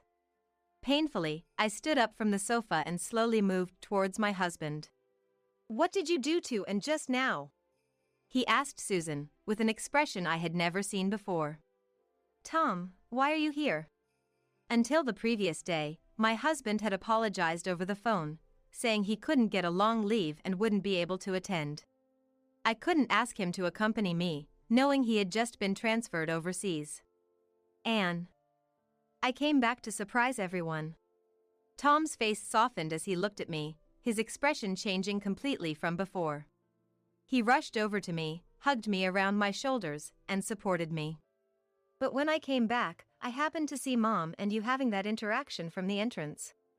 He had been frozen for a while, not understanding the situation as he had never seen Susan like that before. I was about to ask and what happened when Mom kicked her. Hearing this, I realized he had witnessed Susan kicking my stomach. Looking up at my husband, I could see the anger in his eyes. Tom, this is... Relatives started gathering in the room, sensing the unusual tension, making the situation even more strained. Tom, everyone is here, let's talk in the other room. Susan tried to calm my husband with a quiet voice, attempting to defuse the situation. And you don't need to say anything. I want to hear it directly from Mom. Saying this, my husband turned his face towards Susan again. No, let's hear it here, in front of everyone. The relatives, stunned by my husband's raised voice, watched the unfolding situation in silence. The commotion got Mike and Mike's brother's attention, who had organized the family gathering. What's all this commotion about? Seeing the unusual situation, Mike hurried to Susan's side. Upon realizing his beloved son was there in front of him, Mike looked even more shocked. Dad, it's been a while. I didn't want our reunion to be like this, but I just saw something unbelievable. With Mike's presence, my husband regained some composure and continued in a calm voice. What happened? Mike looked slightly uneasy. He already knew Susan had done something to me. Having always turned a blind eye to Susan's bullying, he was part of it too. It was just, and I were talking. Susan stubbornly refused to admit she had kicked me, trying to get out of this situation. However, my husband quietly glared at her, wanting her to confess. Sensing the conversation wasn't progressing, I finally spoke up. You kicked me in the stomach, didn't you? I finally revealed in front of everyone that Susan had kicked my stomach. Hearing this, the relatives began murmuring. And what an accusation! I would never do such a thing. Susan shouted, flustered. Never. What, Mom? I saw it with my own eyes. My husband expressed his frustration and anger at Susan's denial and her true nature. As he seemed about to confront Susan, I urged him desperately to stay calm. Tom, are you sure it wasn't a misunderstanding? Susan doing such a thing. Mike continued to defend Susan until the end. Hearing this, my husband's suspicion only deepened. Dad, even now, you're siding with Mom? My husband was speechless at Mike's attitude, seemingly more afraid of Susan facing critical judgment than the fact she had kicked me. Tom. I could only hold his hand tightly. The ease with which his parents dismissed their daughter-in-law raised my husband's suspicions, bringing up a question in his mind. Anne. This isn't the first time, is it? My husband's intuition seemed to pick up on something from Susan's behavior. Trying not to worry him, I felt both frustrated and relieved that my strongest ally had finally appeared, bringing tears to my eyes. Realizing this wasn't the first incident, my husband asked, Mom, what terrible things have you done to Anne? his anger not subsiding but intensifying. The relatives intervened to stop Tom as he approached Susan and Mike. Tell everyone here what pain you've caused, Anne. As Susan heard this, her face turned pale, and she collapsed to the ground. Tom, it's too harsh to treat Susan like this in her condition. Mike began to show anger towards Tom. Harsh? Then what about that burn? Susan and I were shocked, as if our thoughts had paused for a moment. And the one who raised his voice upon hearing this was, surprisingly, Mike's brother. And was burned? Mike's brother, who had been quietly observing what he thought was a mother-in-law and daughter-in-law issue, spoke up for the first time, surprised by the unexpected development. It seemed strange to me. That day, Anne got a severe burn holding a pot of just done beef stew with her bare hands. My husband had been troubled by the fact that I had done something I would never normally do. And would always check if it's safe before handling a pot with her bare hands if it were her own decision. I always had a habit of double-checking everything, whether it was cooking or leaving the house, which my husband knew well. So, it seemed odd to him that I would grab the pot without thinking. The beef stew was made by Mom. Did she say something at that time? As he pressed for answers, Susan and Mike fell silent. Some relatives defended Susan, while others expressed disbelief. I decided to reveal everything. That time, Susan said it was cool, right? I repeated Susan's words with courage.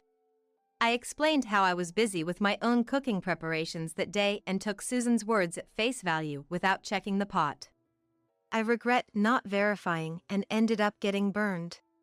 I admitted my mistake. Hearing this, Susan's expression changed, and she glared at me, shouting, "You are just trying to slander us. What kind of daughter-in-law are you?" Susan, who had been subdued, became enraged when faced with me. I'm not stupid.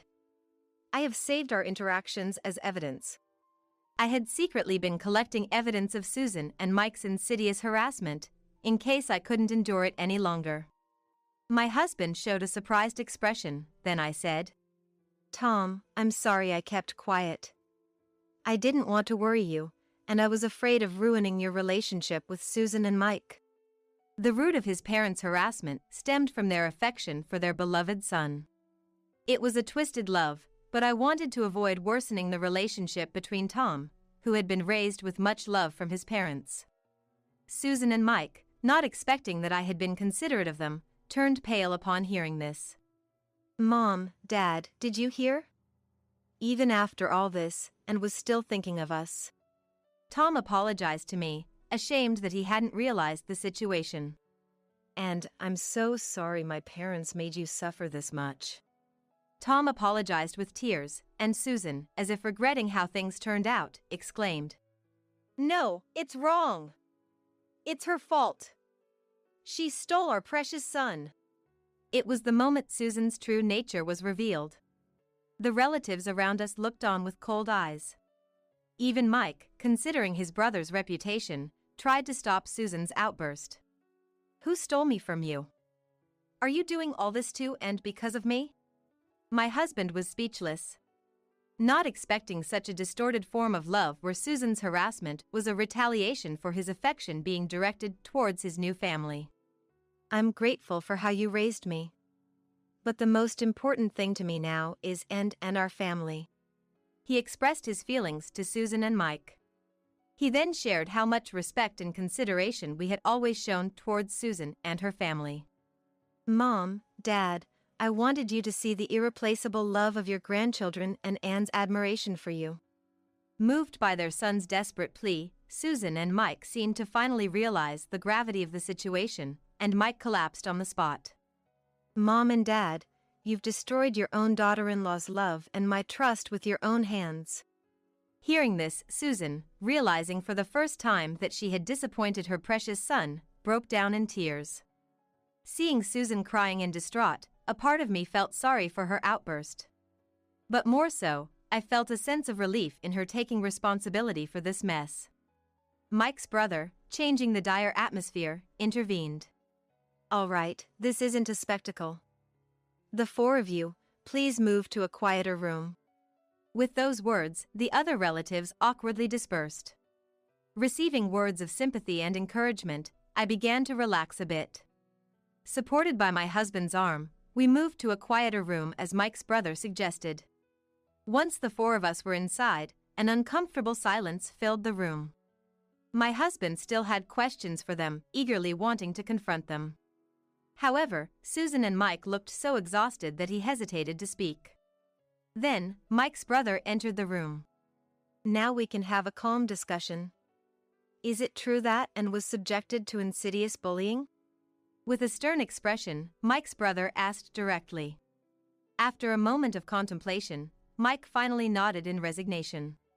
Triggered by Mike's acknowledgement, my husband burst out. To think my parents would do this while and was protecting our child and unborn baby, it's shameful. He voiced all the accusations as if speaking on my behalf. He revealed that the shrimp allergy, the burn, and the kicking were all acts of spite towards me. I can't understand how Dad and Mom could hurt and to such an extent. Disappointed beyond imagination, my husband's disillusionment deepened. Then, Mike's brother brought an end to the discussion. "Tom, that's enough. As your uncle, I'm deeply sorry for such a shameful sibling. I can't forgive what they've done." He apologized to us, then rushed to Mike and struck him on the cheek. "As your brother, I cannot forgive your actions. Don't show your face at family events anymore." He then instructed Susan and Mike to leave immediately. Susan and Mike seemed to want to say something to me, but the fact that they had kicked me remained unchanged. I ignored their expressions and stayed close to my husband's side. Once Susan and Mike were out of sight, I finally felt a sense of closure and, perhaps relieved, I broke down crying. I don't remember much about what happened next, but my husband stayed by my side until the end. After the revelation of Susan's insidious bullying, my husband forbade any contact or visits from them. This helped me avoid seeing Susan, and gradually, my emotional wounds began to heal. The overseas transfer that was supposed to last 3 years was cut short by my husband, who didn't want to be away any longer. He returned to America after just 1 year. Initially, I was a bit apprehensive, but I supported his return, prioritizing the safe birth of our second child. Now, we are eagerly awaiting the birth of our second child as a family of 3. Susan still sends daily messages of apology, wanting to mend our relationship. When I express my fear of seeing them, my husband continues to prioritize my feelings. The relatives also talk about how haggard Susan looks now. And the general consensus is that it's their own fault. In a situation where my husband and relatives are on my side, there's not much Susan and Mike can do. So, once our second child is born, I plan to show them the baby. However, I have no intention of repairing the relationship with Susan and Mike. I'm resolved to spend an ordinary life with our family of 4, combining our strengths. I'm Vivian, 27 years old, and a pregnant woman about to give birth soon. My husband Bobby is 3 years older than me, a bit selfish, but I've always relied on him as I'm indecisive. However, being pregnant made me realize that boyfriends and husbands are different, and so are husbands and fathers. As a boyfriend, I appreciated him taking the lead, but as a married couple, it felt different. He just wouldn't listen to others. Whenever I gave an opinion, he would negate it, insisting he was always right. And now, as I'm trying to change into a mom, he still hasn't quite become a husband. He seems to hold the reins in our relationship. His values are, frankly, quite outdated. Sure, some couples work well that way. I've heard that was how it used to be. Husbands would earn a lot, allowing wives to focus solely on housework and childcare. But his salary isn't something to brag about. In fact, I was earning more before my maternity leave. I kept quiet about it though, to avoid upsetting him. He spends as much as he has, so we still keep our savings separate. I've been saving bit by bit, so I can manage the expenses even during maternity leave, something he doesn't seem to grasp. He probably thinks he's supporting me with his income alone. Likely, it's the influence of his parents. His mother has always been a housewife, with his father as the sole earner. That's fine. Both of his parents respect each other. I got that impression when I met them. A wife supporting her husband, and a husband supporting his wife, made it work. In our case, Bobby seems to look down on me. I don't mind him emulating Fael, but I wish he'd learn how to treat his wife as well. When Emael, Wallace, gave birth, Fael supported her as best he could and was proactive in childcare. Even at our first meeting, they seemed like a great couple, the kind I wanted us to be. With my due date being around Christmas, I wonder whether we should go to the in-laws' house. Then, an incident occurred at the end of the year, just before giving birth. In the afternoon, Bobby called from work. Today's the last day of work before the holiday, so after I'm done, my colleagues will come over for drinks. Wait a minute, my due date is soon, right? You can't predict when the baby will come, at least go out to drink somewhere else. Faced with this unbelievable suggestion, I was at a loss for words. What? Are you trying to annoy me? I've already told my colleagues. Don't embarrass me. You always said, don't bring anyone over at the last minute. I told you first thing in the morning. Mom said she gave birth to me 2 days after her due date, and my sister was born a week late. So, a due date is just a guideline. That varies from person to person. Sure, a due date is just a prediction, but we need to be cautious around that time. That's exactly what Wallace said when I announced my pregnancy. But she also said, it would be so much easier if babies would just listen to us before they're born. Bobby apparently not paying attention to that. Continued after a click of his tongue. So, I'll stay home when the due date comes. Don't use pregnancy as an excuse to tie me down. I didn't see your messages today, so clean the house by the time I get back. It was messy when I left this morning. Don't embarrass me, and prepare food and drinks, okay? Remember to keep your promises. Wait, I'm pregnant. I can't even clean up. Remember I asked you to do it yesterday? The mess was because you didn't clean up. He seemed to recall and then got angry. You're a housewife, right? You're being supported, so don't make me do housework. Just do it already. Saying that, he hung up. The mess he was referring to was actually made by him yesterday. He had brought colleagues home just before returning once before. I did ask him to inform me in the morning, but I never expected him to do this, especially not so close to the due date. My belly weighs about 3 kilos now, putting pressure on my organs. You wouldn't understand unless you've been through it. I didn't understand until I got pregnant. My sister-in-law, who's already had a baby, keeps in touch frequently. I feel blessed to share these hardships with her. Wallace reminisces about the past and brings things I need, and Fael helps out too. The in-laws' house is really nice. The baby in my belly, perhaps worried about me, kicks me repeatedly. It felt like a sign not to comply with his demands. So, I called his office. The person who answered passed the call to him. Hello, Bobby? It's impossible today. My belly's been kicked so much, I just can't move. What? Don't call for something like that. I'll drink at a colleague's place then. Don't call the office again. It's embarrassing, cut it out. At least clean up.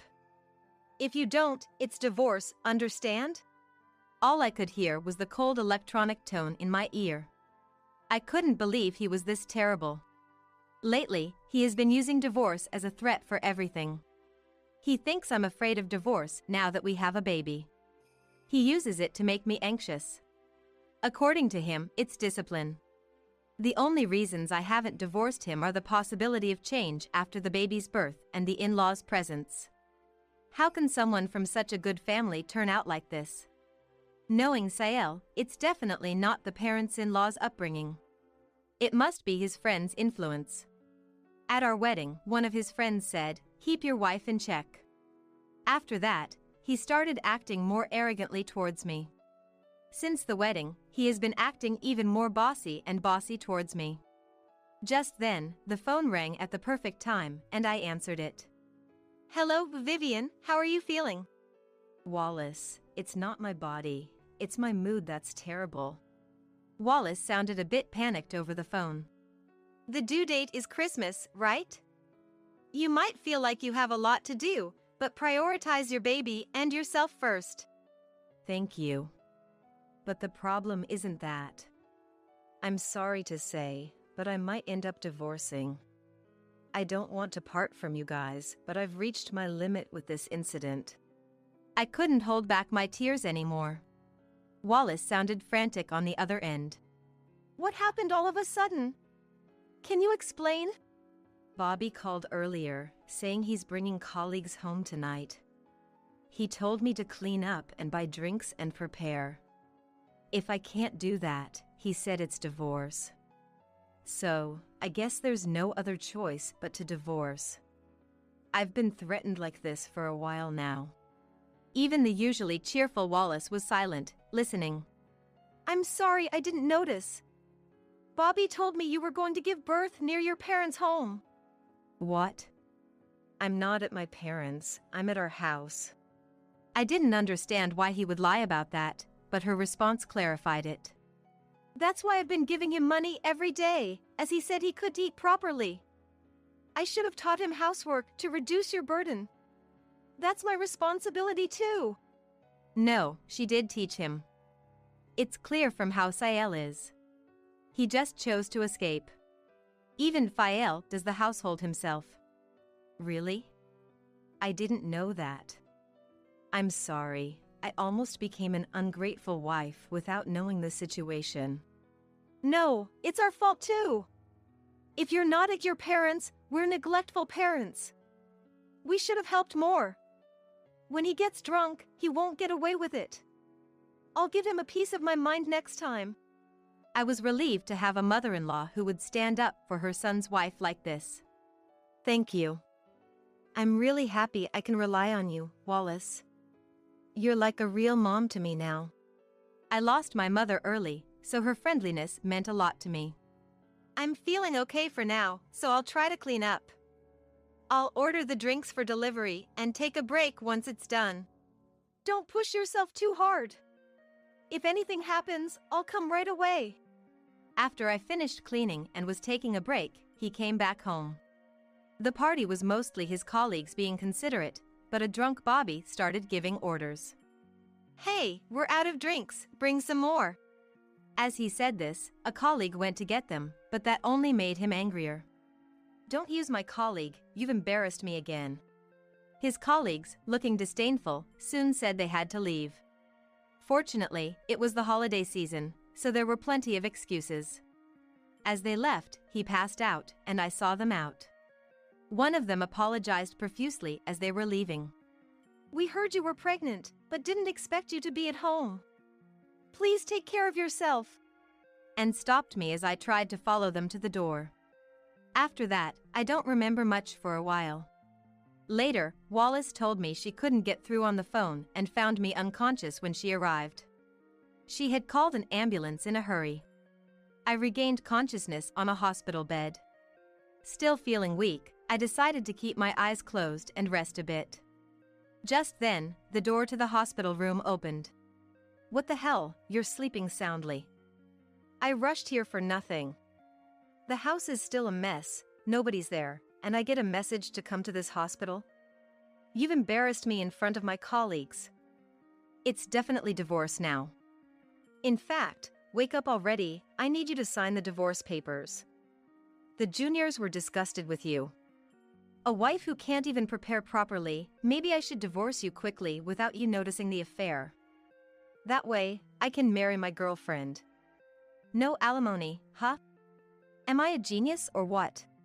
No, you're an idiot, I wanted to shout, but I had to pretend not to notice and gather evidence. But how? Just then, Bobby's mobile phone chimed with a notification. He looked puzzled. Why am I getting a message from Vivian? What? I'm keeping Vivian's phone? Take care of your wife if you want it back? Who is this? Some creepy person. Take care of my wife, like I don't need her. Thinking I was unconscious, he kept talking. Ever since getting pregnant, she's gotten lazy with housework, doesn't care about her appearance, and just keeps getting fatter. That's natural, I thought. I'm pregnant with your baby. I need nutrition for two. The doctor even said my weight gain was appropriate. He probably doesn't know that. Ah, if only my mobile phone was nearby, I could have recorded this. And to think he's having an affair too. His morals are skewed, but so is that woman. Would you be able to forgive yourself if you were in the same position? Is it even right to engage in adultery with a straight face when your beloved's baby is about to be born? In the first place, is it right to commit adultery? Hey, is the person messaging actually her affair partner? That would make sense, huh? So she having an affair too? What ridiculous reasoning. Does he have the brain of an elementary school detective? People who cheat always think their partner is doing the same. Bobby must know he's in the wrong. There's only one truth, and no justification for infidelity. Then his phone rang again. Huh? I'm not the affair partner? Is this guy psychic? Then who is it? Strangers shouldn't meddle in our business. Who's a stranger? This is a family matter. The door opened, and Wallace barged in. What? Why's Mom here? Why wouldn't I be? I sent the message. Bobby seemed flustered by this unexpected visitor. No way, you came all the way from home? I didn't think you would be here, let alone have Vivian's phone. Don't tell me, Mom, you've been brainwashed with lies to excuse her laziness, right? She began to speak quietly, regretting what he had done. I've been listening to everything you've said since entering this room, using the mobile phone there. He looked where she was pointing and seemed shocked. She had hidden her phone in the gap of my bed and connected a call to my phone. The recording function was also used, so the affair was fully exposed. The worst part is, you neglected Vivian, who's risking her life to give birth to your baby, to mess around. You don't deserve to be a dad. It was an impulse. Vivian hadn't been paying attention to me for a while. Just then, one of my junior female colleagues was, well, giving me attention. Hearing those words, I reached my limit and sat up, shouting. Don't joke with me. I'm trying to give birth with all my might. And you play around on a whim? He, finding no words to reply, looked down in silence. You have acted despicably. If you mention divorce, I have no choice but to accept it. When it happens, I'll be on her side. I almost died giving birth to you. I've told you this before. Your sister can't forgive your actions as a woman either. She just gave birth recently too. He made a face as if to say, crap. Doesn't he understand that when having an affair? But look, I rushed here as soon as she woke up. The affair was a momentary lapse. I swear I won't do it again. I really wasn't myself. I won't invite work colleagues home anymore. I'll end the affair and give all my salary to you. Please, consider this my last chance. Saying this, he kept apologizing. I smiled and called out to him. Bobby. Hearing my voice, he looked at me, as if relieved of his guilt. Thank you, Vivian. I'll really change. What are you misunderstanding? This was your last chance. Understanding my words, his face shifted from relief to despair. By the way, Dad, me, and your sister haven't forgiven you. Dad even said, don't come home even if you divorce. Basically, you're disowned. I think that's only fair. No way, give me a break. Where am I supposed to go? He grasped at her feet as if begging. Bobby, you neglected your wife who's about to give birth, had an affair, invited colleagues home, and sent her to the grocery store. That's 2 strikes for me and Dad. So there's still... Before he could finish, I spoke. No. Sister-in-law makes it 3 strikes, and I'm the game set. We'll divorce once the baby is born. As for the broken promise, make sure you pay alimony and child support as a dad. I need to be a father to the baby. Don't divorce me. I'll give you all my money. I'll lose my position at work. Even now, he seemed more concerned about saving face. That's fine. Your work colleagues have already contacted me while you were on your way here. Remember when you invited them home without notice and gave out my contact? Someone I didn't recognize called, saying they were supposed to come today. I didn't know the situation, thought your wife went back to her parents. It'll probably be gossip after the holiday season. Please, explain to them it's a misunderstanding. Still seeking self-preservation, he didn't seem to care about me. Misunderstanding? It's the truth. The baby will be raised by me, my parents, and your family. We all agreed unanimously. By now, and make sure you keep your promises this time. This was what Bobby had told me over the phone. Her parents, your dad and sister, are coming soon. Take responsibility for your actions. We'll apologize for our son's misconduct at the end. Then we'll make sure she and the baby don't suffer. We won't be lenient. We'll front the money, but this isn't for you, it's for her. Work hard at Dad's friend's workplace to pay it back. You won't be comfortable at your current job anyway. You have no choice. Fine, I'll figure out the money. I'll remarry my girlfriend. She loves me. She's making money online streaming, something about relationship advice. Love Me channel, that's it. I'll join her and make a fortune. Then I'll be a billionaire. Planning all alone, how foolish. Well, good luck with that, you're a fool till the end. Wallace, it's fine. Bye now. Bobby left cheerfully, but with trembling feet. He fled before Fael and Sael arrived. The next day, I gave birth to a healthy baby girl. I had a lawyer handle the alimony and child support claims. Of course, I claimed from his girlfriend too. I continued interacting with my ex-husband's parents, and after settling into motherhood, I received alimony from Bobby. He refused the advance from FIL and borrowed from consumer finance. And it seems, from shady places too. He thought he could repay quickly with his girlfriend's earnings. But reality isn't so sweet. His girlfriend left her job after their relationship became known at the company, making things awkward. The incident of him drinking at home spread around his company, and he quit.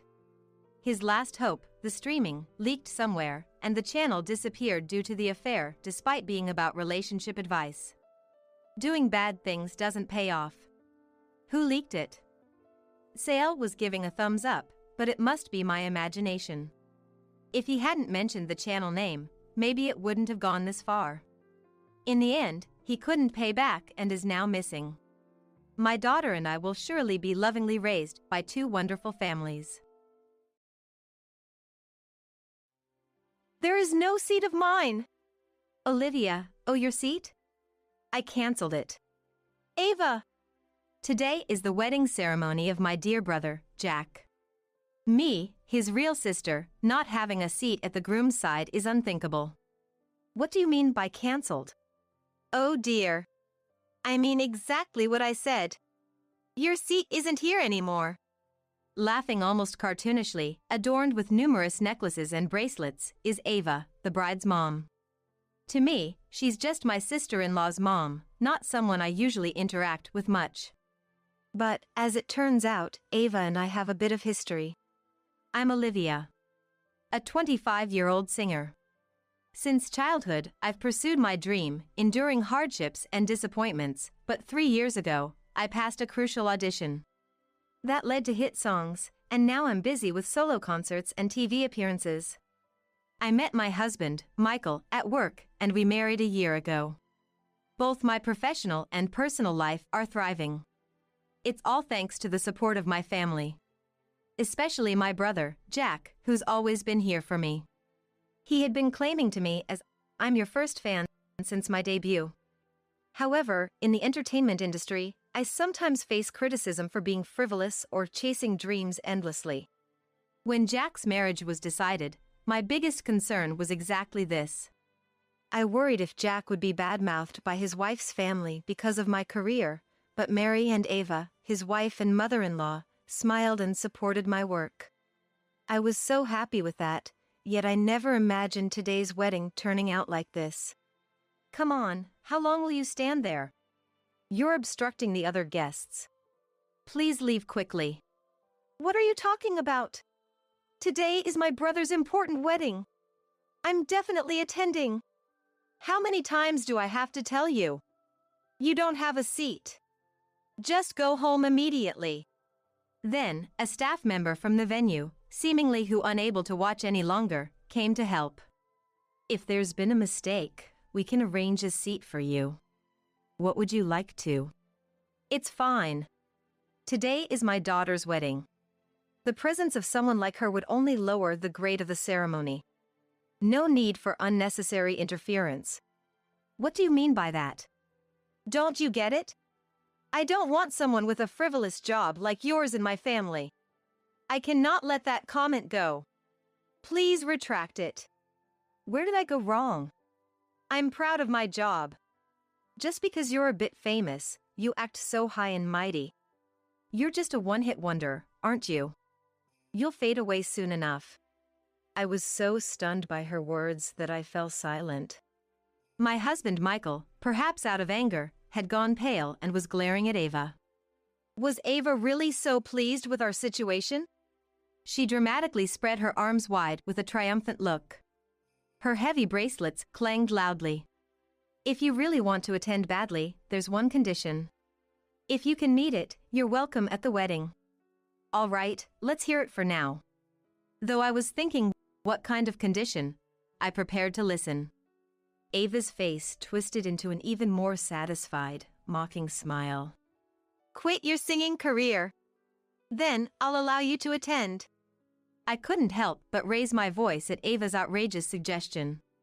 Ava snorted arrogantly. Her expression seemed to say, there's no way you could do that. She knew I couldn't accept such a condition and seemed to enjoy seeing me struggle. You can't do it, can you? You always put yourself first. Your job is more important to you than your own brother, isn't it? Such a selfish and detestable woman. There's no place for you here. Just leave. Shocked by her cruel words, my husband Michael started to retort, but I pulled his arm to stop him. Michael looked at me unhappily, but I shook my head slightly and then faced Ava squarely. Understood. Then, we'll leave here. What? Michael, let's go. Wait a minute. This is your own brother's wedding, are you sure? Ava seemed panicked as I began to leave the venue, was saying nonsensical things. My reaction must have been quite different from what Ava had expected. Perhaps she thought I would be crying, begging, please let me attend the ceremony. Right after leaving the venue, I heard Ava's screeching voice. How insolent! But I didn't stop. As I walked down the corridor, I heard someone calling my name from behind. Turning around, I saw Jack running towards me, looking frantic. Sis, I heard everything. This is unbelievable, truly unacceptable. Jack, calm down a bit. How can I stay calm in this situation? Michael and I had to soothe an agitated Jack together. Once he calmed down a bit, I took a deep breath and faced him. I'm sorry, Jack. I didn't mean to cause trouble on your special day. This isn't something you should apologize for, sis. But why would Ava say something like that? Well, anyway, now things happen like this, I'm calling off the wedding. Then it's my turn to be surprised. What? Wait a minute. That's too much. I can't have a wedding feeling like this. But what about Mary? I'm fine with it. Surprised by the unexpected voice, I turned to see Mary standing there. Dressed in a beautiful white wedding gown, Mary looked like a fairy, but her face was clouded with sadness. This pained my heart even more. I'm sorry that my mom's behavior. I don't understand why she did that. It's not Mary's fault. But I can't go on with the wedding knowing I've caused you such distress. We'll explain it to the guests. So, sis, don't worry about it. All right. But don't push yourselves too hard. Sis, I'm sorry. I'll come and apologize properly later. I'm very sorry. Mary. Tears streamed down Mary's face as she apologized repeatedly, and I felt like crying too. What should have been the happiest day of her life was ruined. This made me even angrier at Ava. But there was nothing more we could do there. Michael and I left the venue with feeling terrible. According to Jack, who called me that night. When Ava heard the wedding was cancelled, she was furious. Seemingly oblivious that she was the cause, although she ranted about the preparations and the money spent. However, an angry, tearful Mary and Ava's husband, now aware of the situation, scolded her, and she reluctantly backed down. Jack and Mary told the guests that a family member had fallen ill as an apology. Not revealing the truth was probably their way of showing some mercy to Ava. Thinking of their feelings, I felt deeply saddened. How did things end up like this? While Jack and Mary's support was comforting, but I couldn't help feeling down, blaming myself for being a singer. A week later, Michael and I visited Jack's house. We had received a call from Jack and Mary, who wanted Ava to join them in making a formal apology. They should be the ones coming to our house. Ava absolutely refuses to do that. Are they really sorry then? I think so too, but considering Jack and Mary's feelings. I didn't want to see Ava, but after hearing Jack and Mary's earnest apologies on the phone, I couldn't refuse. Besides, I had something important to resolve. Sis, sorry for bothering you today. Mom, come on, greet them properly. They apologized repeatedly as we arrived. Ava, looking displeased, merely muttered, "Oh, hello." Seeing this, an almost tearful Mary scolded her. I was beyond anger, so already wanting to leave, but I didn't. Because Jack urged, "Please come in." Michael and I sat down, opposite side was Jack and Mary, with Ava also seated. It's about. Mary began. I wanted to be a singer. It's embarrassing now. There's nothing embarrassing about it. Mary has more talent than anyone. Mom, please be quiet. As you can see, she was more enthusiastic about me becoming a singer than I was. Singing is the perfect career for Mary. Please, just be quiet. Ava, about to start shouting, was silenced by Mary's firm words. Of course, singing was my dream too. But as I realized there were better singers out there, my desire faded. Yet, Mom insisted I become a singer. So, 3 years ago, in my graduation year, I promised the audition I took that would be my last. If I passed, I'd pursue singing, but if I failed, I'd give up. And I failed. It wasn't just a failure. You made it to the final round. You were almost successful. As Ava exclaimed, I was intrigued by the audition 3 years ago. It was the same audition that kick-started my career as a singer. I had a suspicion. Mary, was that the audition? Yes. The same one Olivia passed. I participated too. I hadn't realized it at all. You only care about yourself, don't you? Such an unpleasant woman. Mary, with tears in her eyes, reproached Ava, who spat out her words with vehemence. As I watched the two of them, I finally felt a sense of understanding. Hearing Mary's story, Ava's past behavior finally made sense to me. And seeing Ava's attitude now, I decided to go through with a decision I had secretly made. I finally understand, Ava. Oh, what's with that look? How insolent. Honestly, I wasn't sure whether to say this or not. After all, you're Jack's mother-in-law. I didn't want to make a fuss. What do you mean?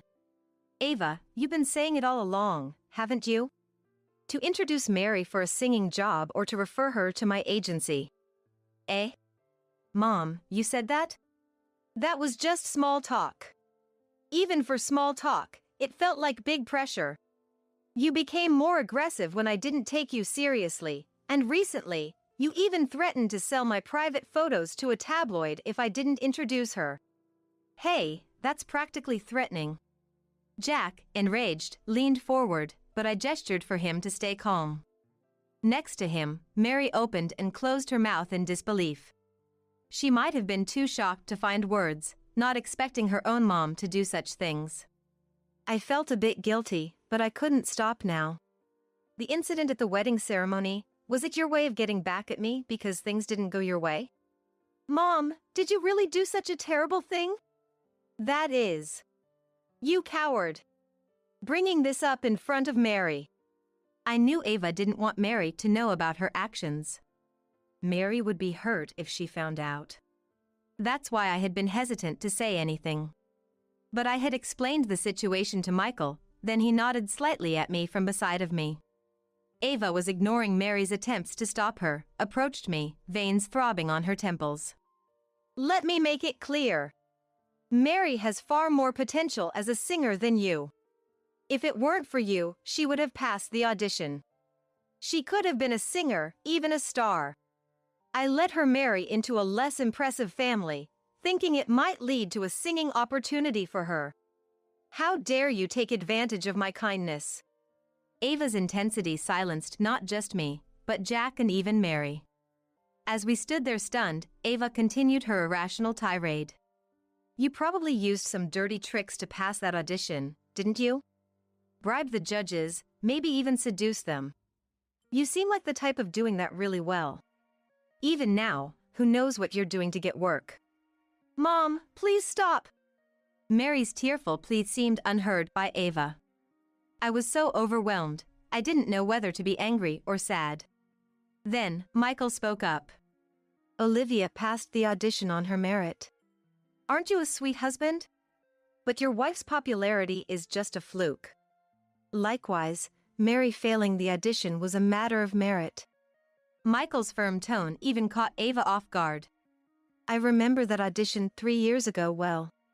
All the finalists were closely matched in talent. But Olivia had the strongest determination to become a singer. What right do you have to say that? You're not even involved. I am involved. Huh? I was a judge at that audition. I'm Michael, a music producer. Michael, the famous music producer Michael? Michael is known as a famous music producer whose works are all hits. Even those not well-versed in music have likely heard his name. He seldom appears in the media, so his face isn't widely recognized. That's why it's understandable that Ava hadn't recognized him. Ava blinked in surprise for a while, but then approached Michael with a sly smile. I had no idea that you were the famous Michael. You should have told me sooner. What would you have done if I had? Of course, I would have introduced Mary to you. She's a diamond in the rough. With your help, Michael, she could become a star singer. Enough, Mom. Do you even know what you're saying? Be quiet. I will make Mary a singer, no matter what. Stop it, please. Mary yelled with a voice that sounded to shake the room, tears streaming down her face as she glared at Ava. Her face was red with anger, fists clenched tightly, clearly furious from the bottom of her heart. In conclusion, Mom just wanted to make me a singer for her own vanity and desires. That's the worst. How can you say such things to your mother? A parent's dream is their child's dream. Children have a duty to fulfill their parents' dreams. Don't you understand that? I gave birth to a child with a talent for singing, just for this.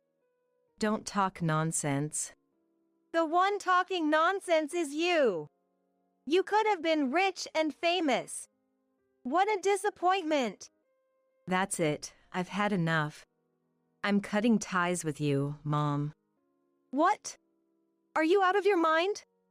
From this moment, you are a stranger to me. Please leave. Mary, don't joke around like that. Get out. Mary, with a strength that belied her slender arms, pulled Ava and pushed her outside the door.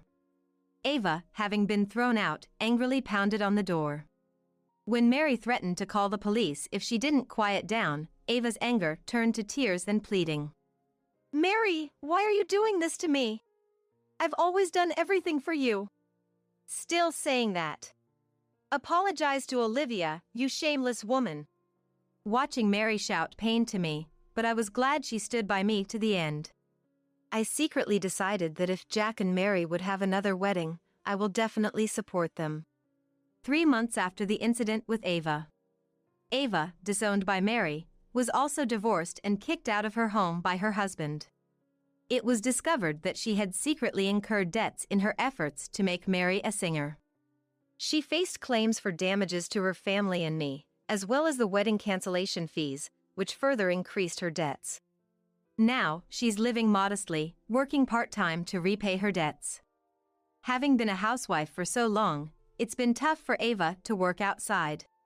She frequently contacts Mary, saying, "We're family, after all." But Mary firmly rejects her each time. This experience taught me that being a well-known name can unexpectedly attract resentment. Although having achieved my dream, I consider myself fortunate and will continue to work hard as a singer. The compensation money from Ava was given to Jack and Mary, which they used for their rescheduled wedding. Seeing them finally happy was a great joy for me.